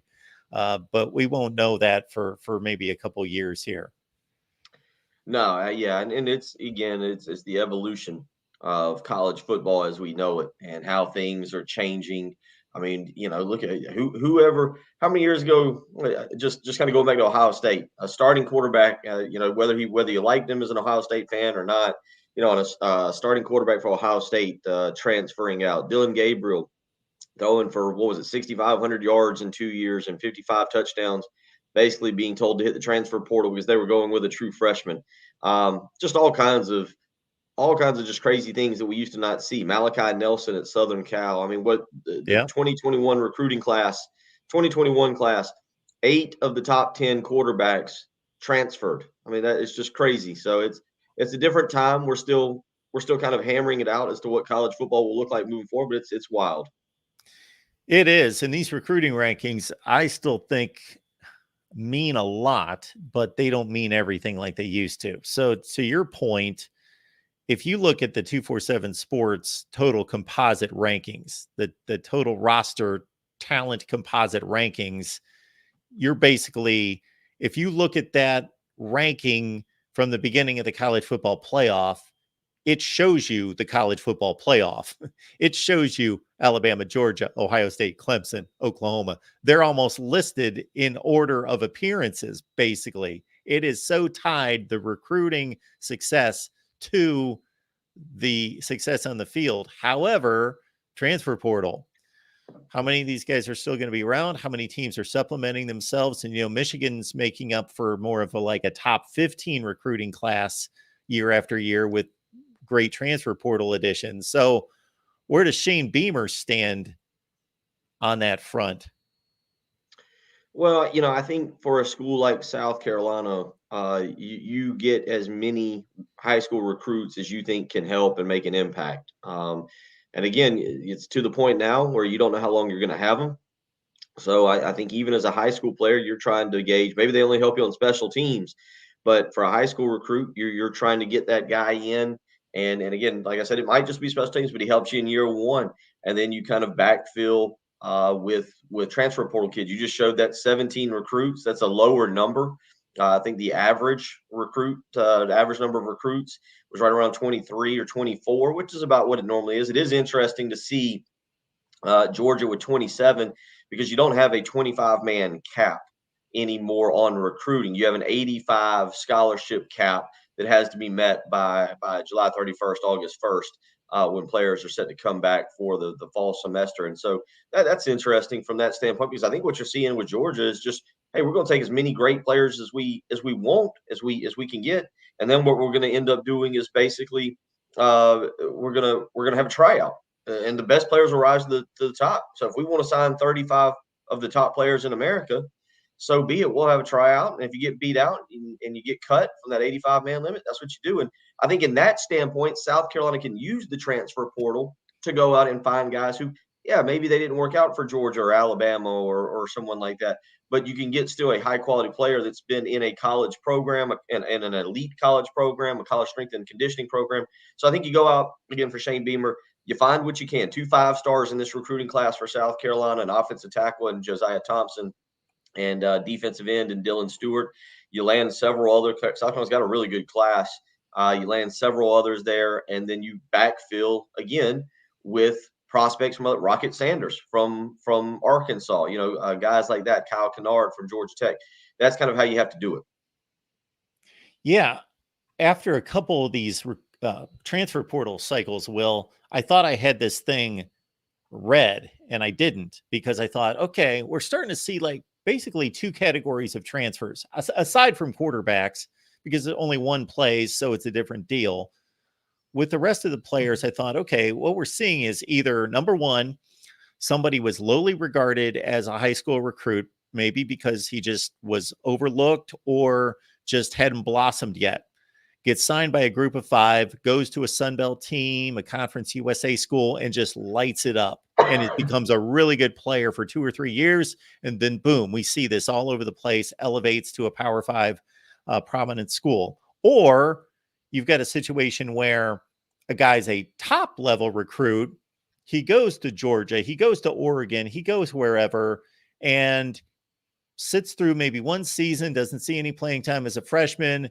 And then maybe, and I especially saw this last year after spring practice, sees the writing on the wall, has the talk with the position coach, with the head coach. Okay, sees it's not looking good for me going into my sophomore year. All right, I'm hitting the transfer portal. But now this transfer portal cycle, we're seeing players who obviously they're established. They're good players. They're putting up numbers. They've got a spot at their current school, but they're still waving goodbye. So that's got to be NIL related. Yeah, I mean, I do think it is. I think, and I think the vast majority of them, it is NIL related. But I also think you have the opportunity to go and join an elite program. And we're being naive if we don't think there's nefarious tampering happening behind the scenes with coaches contacting, say, a high school coach of an elite prospect and saying, hey, just saying, if player X wants to enter the transfer portal, he'd have a spot here. There's really no other explanation for Riley Leonard from Duke entering the transfer portal and instantly putting a do not contact and basically being known that he was going to end up at Notre Dame. And there's other players. I just use that as one example. But I think with all that being said, it's what do you do to correct the situation? We could spend the whole rest of the day. We could avoid recruiting and spend the whole rest of the day on trying to fix NIL and the transfer portal and which one needs to be fixed more. But the truth of the matter is this is college football now. Roster retention. You basically have a roster for 1 year and don't plan after that. You have a roster for 1 year, and whatever you can do, you better win in that 1 year and make the most of the best roster you have, because it's not going to be the same. Look at Southern Cal. They do not have Caleb Williams next year. They were probably planning on Malachi Nelson, maybe someone else. I don't really know. I didn't pay enough attention to the depth chart there at Southern Cal. But whatever it was you were thinking, that roster is now completely different. It's going to be different at South Carolina. It's going to be different across the board for a lot of schools. So you have to win in that year. You can't rely on player development for 3-4 years anymore. Okay, Will, you made this phrase a couple times. You got to win this year. Well, Shane Beamer's coming off 5-7. Has any thought about his capability of handling that program changed in the last 3 months? I think, yes. Not my personal opinion, but of course, in this day and age, again, with the evolution of college football and Oklahoma and Texas coming into the SEC and doing away with divisions and the NIL era, transfer portal era. Yeah, when you go 5-7, and it was a disappointment. I think a lot of people were hoping for 7-5. You absolutely blew a Florida game that you should have won. The offense was pathetic, to put it nicely, against Clemson. Down the stretch. There are going to be questions. Now, is he on the hot seat? I think it would take a total meltdown, a 2-10-esque type season. They're 3 of their 4 non-conference games. Clemson is a 4th non-conference, but 3 of the 4 next year are Old Dominion, Wofford, and Akron. So, a 2-10 would mean you would lose to one of those other non-conference games, which would be ugly. You'd go winless in the SEC likely. Yeah, that could get you fired, but I don't think his seat is that hot. But I do think, there's questions. This is the first time Shane Beamer's had to face adversity. Last year, we kind of all ignored the bowl game. He had beaten Tennessee and beaten Clemson, back-to-back top 10 victories. And people, they went to the Gator Bowl, played a great game against Notre Dame, just couldn't quite pull it out. Some of the defections we talked about played a role in that. The year before, they were 6-6, but they beat North Carolina in the Mayo Bowl.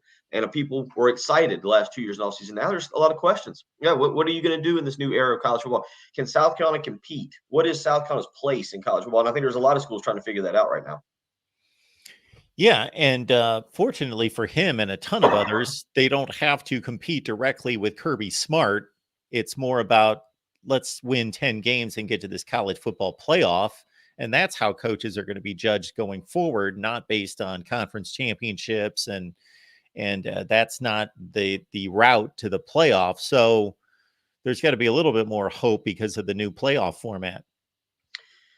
I think if South Carolina had gone 7-5 this year, I mean, you're just talking again 2 games. Maybe they beat North Carolina at the beginning of the season and then hold on to that Florida game. Yeah, there's probably more hope right now. That's the stage we are in, the fast food age. I want it now. I want it hot, and I'm ready to move on to the next thing. And for South Carolina, yeah, when you look, South Carolina's been to a bowl a lot this century. I mean, again, these last 23 years, obviously having 41 bowls helps tremendously. But they are a team that's used to playing in bowl games, lower mid-tier bowl games. But again, practicing right now and getting ready for something like an Outback Bowl or a Gator or a Mayo or an Independence. And we're not. You don't have anything to talk about. Thank goodness the basketball team's 11-1 right now, or 10-1 right now. So otherwise, there might be some really grumpy people. They've done okay in the transfer portal. They're holding on. They're holding on to. They've held on to the recruiting class, as this guy Jordan says right here about Dylan Stewart, held on to him. That's big for South Carolina. That's what you have to have right now for this program to have some hope. I'm interested to see how the next 9-10 months go. We on our radio show, we do what's called a vibe check. We say, where are you at? 1, 2, 4, or 5. No 3. Can't be in the middle. Can't be a 3. Are you down on it? Are you excited for it? And right now, it's a lot of 2s. A lot of 2s. They want to see it get done. Yeah, this time last year, this conversation's focused around Nicholas Harbor because he was the talk of the town, and of course at the top of the board is a 5-star. But Dylan Stewart's the 5-star in the class right now. So, looking at the board, you mentioned a few of these guys. Who are you in addition to Stewart? I would think that would be the obvious choice. So, who are some of the guys that stand out that could be impact guys immediately?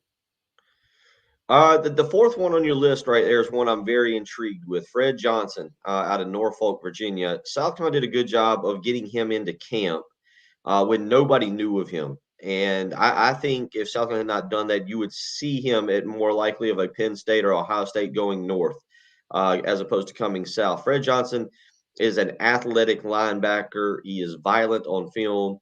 South Carolina has struggled at the linebacker position with what we always label as SEC speed, sideline to sideline speed.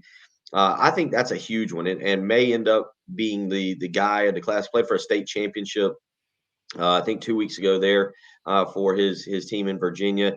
Again, that's one that South Carolina got on very early before anybody really knew of him. I think they were his first major offer. He picked up a couple after that. As you can see now, at least 24/7 Sports has moved him up to 109 nationally overall, regardless of position. So I think he's one that you instantly get very, very excited about. There's another linebacker they have coming in named Wendell Gregor right there, right below him. Again, another linebacker. I think that was big for South Carolina to upgrade their athletic ability at linebacker. Last year, they got a young man, a high 4-star, Grayson Howard out of Jacksonville, and you'll be able to pair these 2 young men with him. And South Carolina should be feeling a lot better about their situation at linebacker moving forward with the athleticism. And also one thing you see there is the height, 6'2", 6'3", 6'2" for Gregory, 6'3" for Johnson, and Pup Howard, 6'4".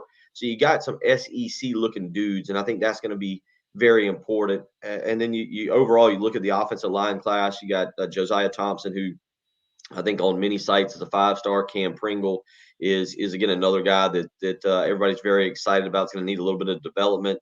Josiah Thompson was actually Mr. Football in the state of South Carolina just this past week. I think that's a guy. So you talk about the offensive line, and South Carolina has to get better on the offensive line. They got to bring in more talented guys because they're just not holding up right now against defensive lines in the SEC. Appreciate you being here, Will. You can catch Will's show at 107.5 The Game, various outlets across South Carolina. So for those folks that are outside the state, what's the best way to find you? Yeah, go to 2 different ways. Go to 1075 The Game, or you go to your app store on your smartphone, and you can type in 1075 The Game and download our app. That's always a great way to do it. You can take us anywhere, listen on your smartphone. And of course, we have a live stream like this where you can go and watch every morning. And just like all these excited college football fans are weighing in, you can chat each and every morning. Go to YouTube, youtube.com, and search 1075 The Game. You'll find us and our smiling faces at 6 to 9 a.m. So a lot of good ways. You're right. You can also, if you're in the state of South Carolina, you can hear us on 100.3 The Game in Myrtle Beach on the Grand Strand, and 100.5 The Game in Florence. So a lot of different ways, and certainly we like to cut up and have fun. Tomorrow will be a little bit more centered on Christmas music, as it'll be one of our final days of the year. Christmas music. So, like, do you like the old traditional standards, or where do you stand on Christmas music? Oh man, I love it all. Matter of fact, picked up a new one today. My co-host, former South Carolina player Preston Thorne, introduced us to DMX rapping to Rudolph the Red-Nosed Reindeer. Okay, I'll have to check that one out. Yeah, it's good. What do you think of this playoff field? I love it. Look, there's controversy. It's kind of a shame that this is the one year that we don't have the 12-team playoff. And I've said it many a time on our show. Look, I'm not a huge fan of. I can go on for hours about how I think you should fix NIL and the transfer portal. But I'll also say this: if this is what we get, where Ohio State could have made a legitimate argument to be in, Georgia has a very legitimate argument to be in. We know about Florida State. And their argument. Look, Mississippi and Missouri, I don't know how many teams would want to play them this time of year, the way especially Missouri, what they were doing with that team and Luther Burden. And I really like Eli Drinkowitz. It was a great year for college football on the field. It really was neat to see that much parity. We didn't have an elite team. And if this is what the transfer portal brings us, because I don't know, and maybe this is an outlier. Maybe this is just a random year where you just didn't have an elite team. But if this is what the transfer portal and NIL brings us, where every year we have 10 to 12 teams that are on the same level, because you're still seeing the same names, right? Like Washington's back for the second time. Texas is making its first time appearance. There's Alabama who's back, and of course Michigan's on 3 straight. But with that being said, Mark, I loved this season because you didn't have an elite team. I think if you'd put 11 teams in there, who knows who gets hot and runs 3 games, 2 games, whatever, and ends up winning. I'll sign up for this every year, even if it means the Gamecocks are struggling to find their way. So I love it. I'm interested to watch Washington and Texas. I've got Alabama. You can't bet against Nick Saban, man. That dude, he probably had the most fun year he's had ever, because his team, the chips were down against him. We wrote him off. We went ahead and buried him. And just like Bill and Kill Bill, or what was the actor? Whatever the actor, just like Uma Thurman, he climbs out of the coffin there through the dirt and comes back to take everyone down. I think Nick Saban wins it. But man, what a great year! What a really, really great year. I think it was great for college football. Yeah, I'm going to have to dust off the live streams after the South Florida and Texas games, because I sure wasn't writing them off. I didn't think it was necessarily going to be a banner Alabama season, but I picked them to go to the championship game, and I wasn't writing them off after one loss because he's just done this way too many times. It's too good. Yeah, he is. I think it was the South Florida game that was so ugly that we all went, "Oh, this team's bad. Look at it. They've got 2 or 3 losses, and somehow they found a way." And I'm sure Nick Saban, had more fun hyping up or talking to a team that we'd all written off. But again, I love it. I love it. I loved it. The Pac-12. I hate that for them because they were competitive this year. The Big Ten had several teams, obviously led by Michigan, and then of course Florida State and the ACC. Would have been interesting to see Louisville not lose to Kentucky, and would have Louisville been able to get in if they beat Florida State? Probably not. Had if they beaten Kentucky and Florida State. Just a really fun year all the way around. And I hope that's what we have going forward in college football. Cool. Will, thank you so much for dropping by. Good to see you, man. Hope everything's going Good well. luck. And I know it's a fun day. It's a shame for somebody who grew up with this day. Yeah. It's a little sad, but yeah, it's still college football. We'll still enjoy it. Yeah, absolutely. All right, Will, have a good day, man. Take care, buddy. Will Gunter, 107.5 The Game. Will's been joining us here. It's been a long time since I've seen him, but been joining us here at the Voice of College Football just about as long as anyone. And we have gotten to the point since I was all heated up, warmed up, everything after taking the pre-show shower. And I've sat down, and once it's, we've settled in for 2 hours and 3 minutes, I'm grabbing that jacket over there. I will be back in like 13 seconds.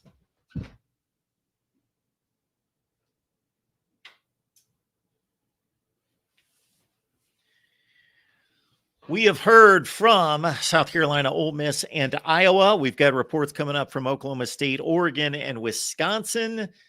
Could possibly have Penn State and Clemson coming our way as well. Please let me know. And I think Ben had a comment in the chat about an Oregon flip. We'll get to that in just a second. But if you're hearing any news coming out regarding any changes in the landscape of National Signing Day, let us know.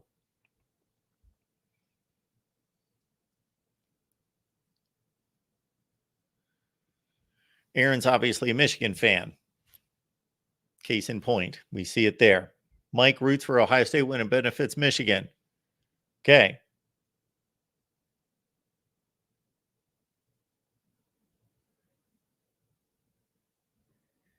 The Rod Farva. So we've got the Ohio State, Michigan, Notre Dame triangle working.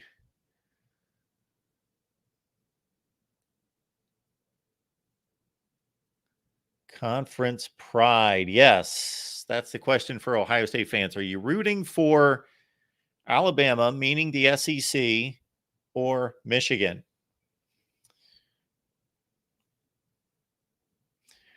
Mike put some money backing his boys. I can bet against Saban. In fact, I did. That certainly wouldn't be a smart thing to do most times, but hey, I think Michigan's got a legitimate shot. I think this is I don't want to call it a toss-up. I'm certainly leaning Alabama for a number of reasons. I just think they have a more talented team, and they've got a coach and a coaching staff that has proven it over and over and over and over and over and over. When is the last time Alabama's really had a down postseason game? 2018. Last year, they won the Sugar Bowl. The year before, they made it all the way to the championship game and lost in the final 4 or 5 minutes to a Georgia team that people are calling historic. And Alabama, think about it. The final score reads 33-18 on a pick six. But they had an 18-15 lead with like 5 minutes left in the game. So, and that's like a down Alabama team. It still almost won the national championship. Game that close. If they had their 2 receivers in 2021, I am not trying to take away Georgia's national championship. I am not trying to say that I know what would have happened. But with Jamison Williams and John Mechie in that lineup for Bama, I don't know. And I'm not just blindly saying that. If you watch the last few drives of that game, you will see wide receivers who had the ball laid perfectly in their hands by Bryce Young, drop passes, like beautiful throws. And I'm not talking about dump offs. I'm talking about game-changing kind of plays down the field. Actually, the play, so we had a, 26-18 game. I think it was 26-18. If I've got the score correct, I think it finished 33-18, correct? 33-18. So it was 26-18. So Bama was down a full touchdown, 2-point conversion. And the play before the pick six that sealed it by Keely Ringo, Bryce Young hit. I don't want to mess up the receiver. I don't want to blame the wrong receiver. I have 3 guys in mind. Hit him perfectly down the right sideline on a play that would have given them 1st and goal. Drop. And there were other drops. Alabama the year before that, of course, were the dominant number 1 team, national championship team. It wasn't even close in 2020. In 2019, they barely missed the playoffs They beat Michigan by 3 scores in the Citrus Bowl. 2018 was really the last time Alabama had a rough go in the postseason. Now, they did win a playoff game. Of course, they just ran Oklahoma off the field, and they were a 4 or 5 point favorite against something like that, against Clemson, and ran into a buzzsaw. But, man, that game, so they lost 44-16. That game, they were up 16-14. And I know that there was a sequence in which they had a 1st and goal at the 3, and then they had a couple false starts, and they kind of botched a series down near the goal line where they could have extended the lead. But that game was closer than 44-16. But that was their last bad game, and they played an all-time great team. So that's like the one Nick Saban clunker in a really important game. Deshaun Watson barely beat them in the final second of the 2016 championship game. They won it in 2017. They won it in 2015. The 2014 team, they ran into an Ohio State team that was basically an NFL team. That team was loaded. Those two teams were loaded. That was a great playoff game. 2013, they probably, not probably, if they defend a kick 6, they're playing in the BCS championship game against Florida State. Instead, they lay an egg against Oklahoma in the Sugar Bowl. But man, Alabama's postseason success under Nick Saban, tough to ignore.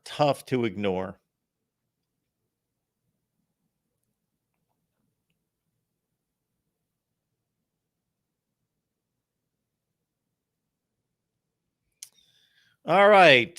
Biggs Mike's letting us know Michigan gets Jayshon Barham from Maryland. Big pickup. Oh, yeah. The linebacker. So on this day of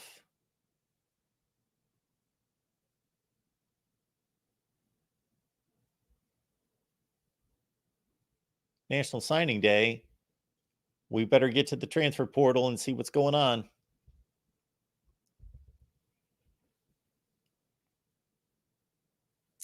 So this is the latest from the transfer portal.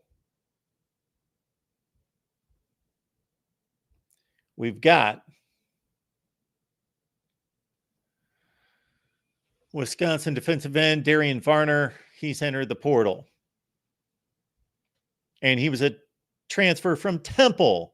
So now we've got a player, and we see this all the time now, not unusual.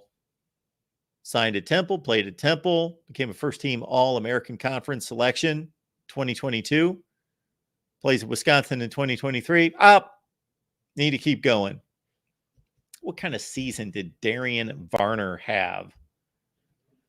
Maybe I'm getting into the weeds a little too much here, but we're going to go down this path. Darian Varner, not that stats are going to tell us everything about a defensive tackle, but played 11 games. That might have been special teams as well, because he only had 5 tackles. And this is a guy that was accustomed to the season before in the American Conference. He had 35 tackles, 12.5 tackles for loss, and 7.5 sacks. And there you see, he was first team all conference. Goes to Wisconsin. A bit disappointed in his role, possibly. Okay, there we've got Marshall edge rusher Elijah Alston has entered the portal. Of course, Marshall concluded its season last night with a loss to Texas San Antonio. Alston, all Sun Belt selection.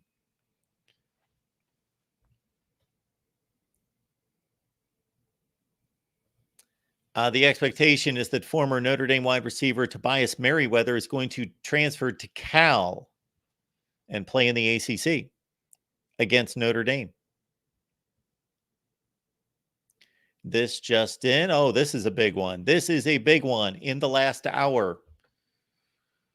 Kentucky has picked up a massive commitment from Georgia linebacker transfer Jamon Dumas Johnson. Really, really good player. I know he was hurt at various times this season, but this guy is a physical specimen, and he produces. 9 games played out of Georgia's 13, so he missed 4 games due to injury. 34 tackles, 5.5 tackles for loss, 3.5 sacks, broke up 2 passes. Last season, 2022, 70 tackles, 9 tackles for loss, 4 sacks. Jamon Dumas Johnson leaves Georgia to go to an SEC rival, Kentucky. Florida State defensive lineman Malcolm Ray has entered the portal, has posted 56 career tackles for the Seminoles. That's come down in the last hour. Transfer defensive back Bly Hill committed to Nebraska. So Nebraska with another commit there. Bly Hill, I don't know where he's coming in from. That looks like I can't tell.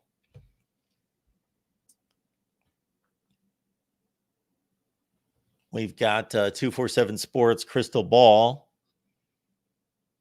for quarterback Cam Fancher, who's been one of the top group of 5 quarterbacks in recent years, 2-year starter for the Thundering Herd, to go to FAU. Now, see, there's one right there you got to wonder about. That just has to be NIL related. He's the starting quarterback at Marshall. He's doing well. He's doing great. And he's not leaving to go to a Power 5. He's leaving to go to FAU. He's going to a worse program. Tennessee has landed a commitment from 4-star cornerback transfer Jermod McCoy. He's really good. One of the top true freshman cornerbacks in the country. There was thoughts of him possibly going to Oregon, but he's landed at Tennessee.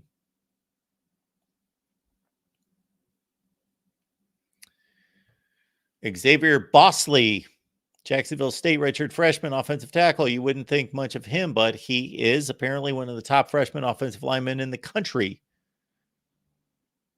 Got a UCLA left guard, Spencer Holsteg. Anybody else of note here in the last 15, 16 hours? Remember talking about this guy previously. South Carolina transfer Omega Blake is going to East Carolina. Reed Carrico is committed to West Virginia.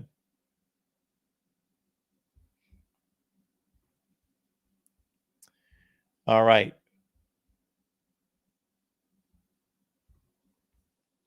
Biggs Mikes, thank you so much for the contribution. Appreciate you.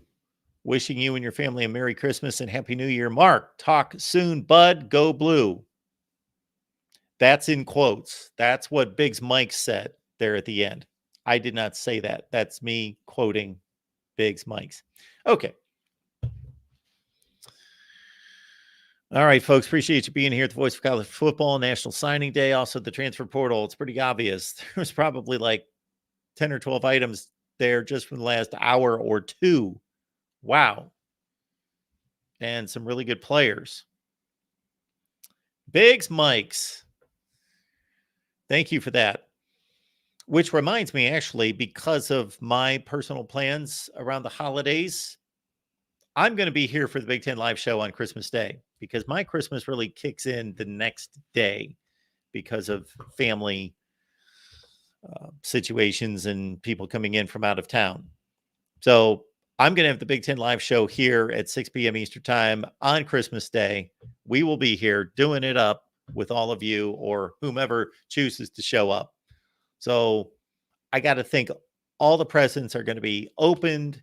The meals are going to be consumed, the eggnog, and you're going to be practically passed out. But if you can just maybe set an alarm, 6 p.m. Eastern Time, the Big Ten Live Show on Christmas Day.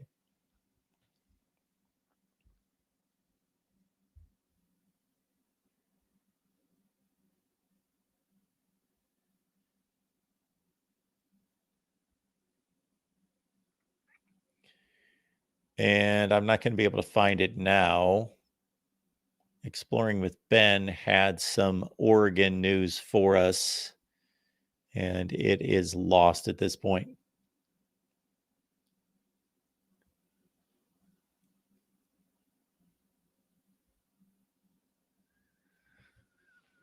Next up for us is going to be Cody Stovall with Locked On Cowboys, Oklahoma State. He's showing up at 1:30 Eastern, about an hour and a half from now. Until then, we will certainly take your calls, and we will continue to track National Signing Day. So the link is in the chat as of right now.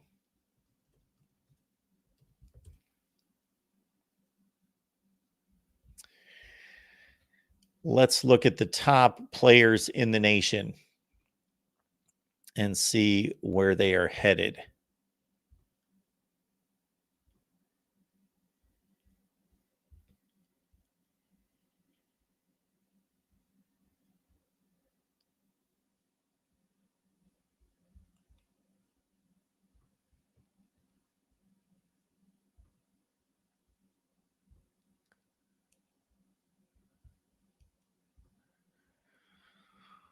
All right, from the top of the board, we've got some nervous Ohio State fans, I believe, because Jeremiah Smith may flip. That's been the talk in the last couple of weeks about Florida State, Miami. There with Jeremiah Smith, who obviously hails from Opelika, Florida, Chaminade Madonna Prep, but he's been committed to Ohio State. So number one player in the country, Ohio State, but that is tenuous. Dylan Raiola, of course, the flip from Georgia to Nebraska. And we see the other various top players in America. Let's see the first one that comes up that is not yet committed. It's going to be a while. Is anybody still out there? That's the next one. So the first player that comes up on the board who is not committed would be Gatlin Bear, a wide receiver, who's leaning heavily apparently to Michigan, the wide receiver out of Burley, Idaho. So this is a rare one right here. We've got an Idaho player who is a top 40 player in America, and he's a wide receiver. And the crystal ball is 100% Michigan. So that would be a big one for the Wolverines, obviously. Back down the board. Let's see the next guy that we've got who is not committed.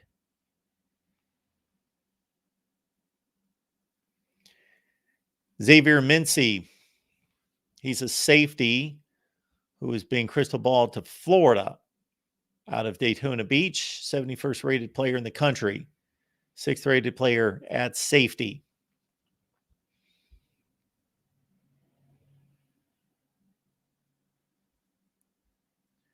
Those are the only players in the top 100. After that, we've got Bradley Shaw out of Alabama, linebacker. And he is, we've talked about him on our Clemson channel with Jason Priester. He's looking at Arkansas and also Clemson. So we will find out most likely today. Not all these guys will commit today or sign today, I should say. But just about 95% of them will. We've got a battle for Meridian running back Daniel Hill. I'm familiar with Meridian, Mississippi. I lived about an hour away. Top 128 player, number 6 running back, either Alabama or South Carolina, according to 247 Sports. Aaron Butler, wide receiver out of California. Top 30 wide receiver, top 100, 130 player. He's not committed. Ernest Willor, he's a defensive lineman out of Maryland who's apparently headed to Wisconsin, but he has yet to commit. 6'3", 255. There we've got Solomon Williams, edge rusher, apparently leaning heavily toward Texas A&M out of Tampa, Florida. And Cohen Eccles, Katy, Texas. Man, they produce a ton of players. Interior offensive lineman Cohen Eccles is leaning to Auburn.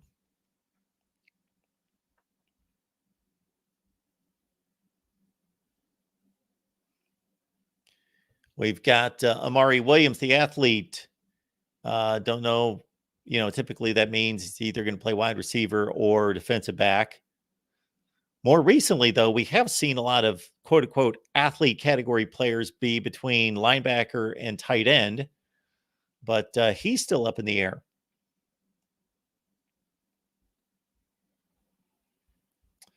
Couple players out west. We've got maybe just one player out west in Faletau Satuala out of Bountiful, Utah. That'd be a nice place to grow up, I would think. Bountiful, Utah. Safety, 6'3", 195. He's leaning toward Utah. No big shock there. Trajan Greco, safety out of Georgia, looking at Missouri and Georgia Tech. That's the split in the crystal balls, Missouri or Georgia Tech for the safety out of Georgia. As we run through the rest of the top 300, anybody else? That's out of the top 250. So 10 or 12 players still not yet determined where they're headed.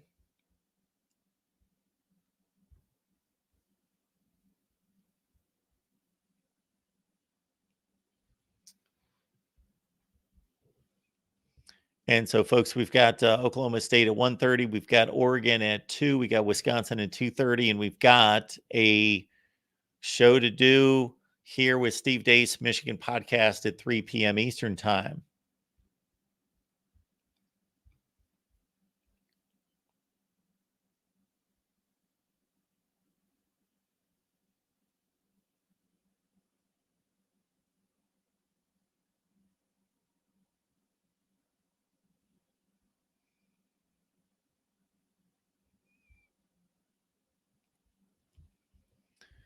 Well, I think this is what we're going to do, folks. We have come to a standstill here with about 2.5 hours into our show. And so we've got Cody Stovall, Oklahoma State, Eric Scopel, Oregon, Nick Snow, Wisconsin, standing by at 1:30, 2 and 2:30. So we're going to rev it up back here at 1:30 Eastern. We'll be back with Oregon, Oklahoma State, and Wisconsin, and whomever else may drop by, possibly Clemson and Penn State reports. And then again, 3 p.m. Eastern time with Steve Deace. And we've got a show coming up. We'll probably go live. Yeah, we'll go live after the Steve Deace show with at least Kentucky and Ohio State at 4:30. So let's do that. We convene back here at 1:30, folks, for Oklahoma State, Oregon, Wisconsin, and take your calls as well. Right here at the Voice of College Football. We'll be back in about 75 minutes.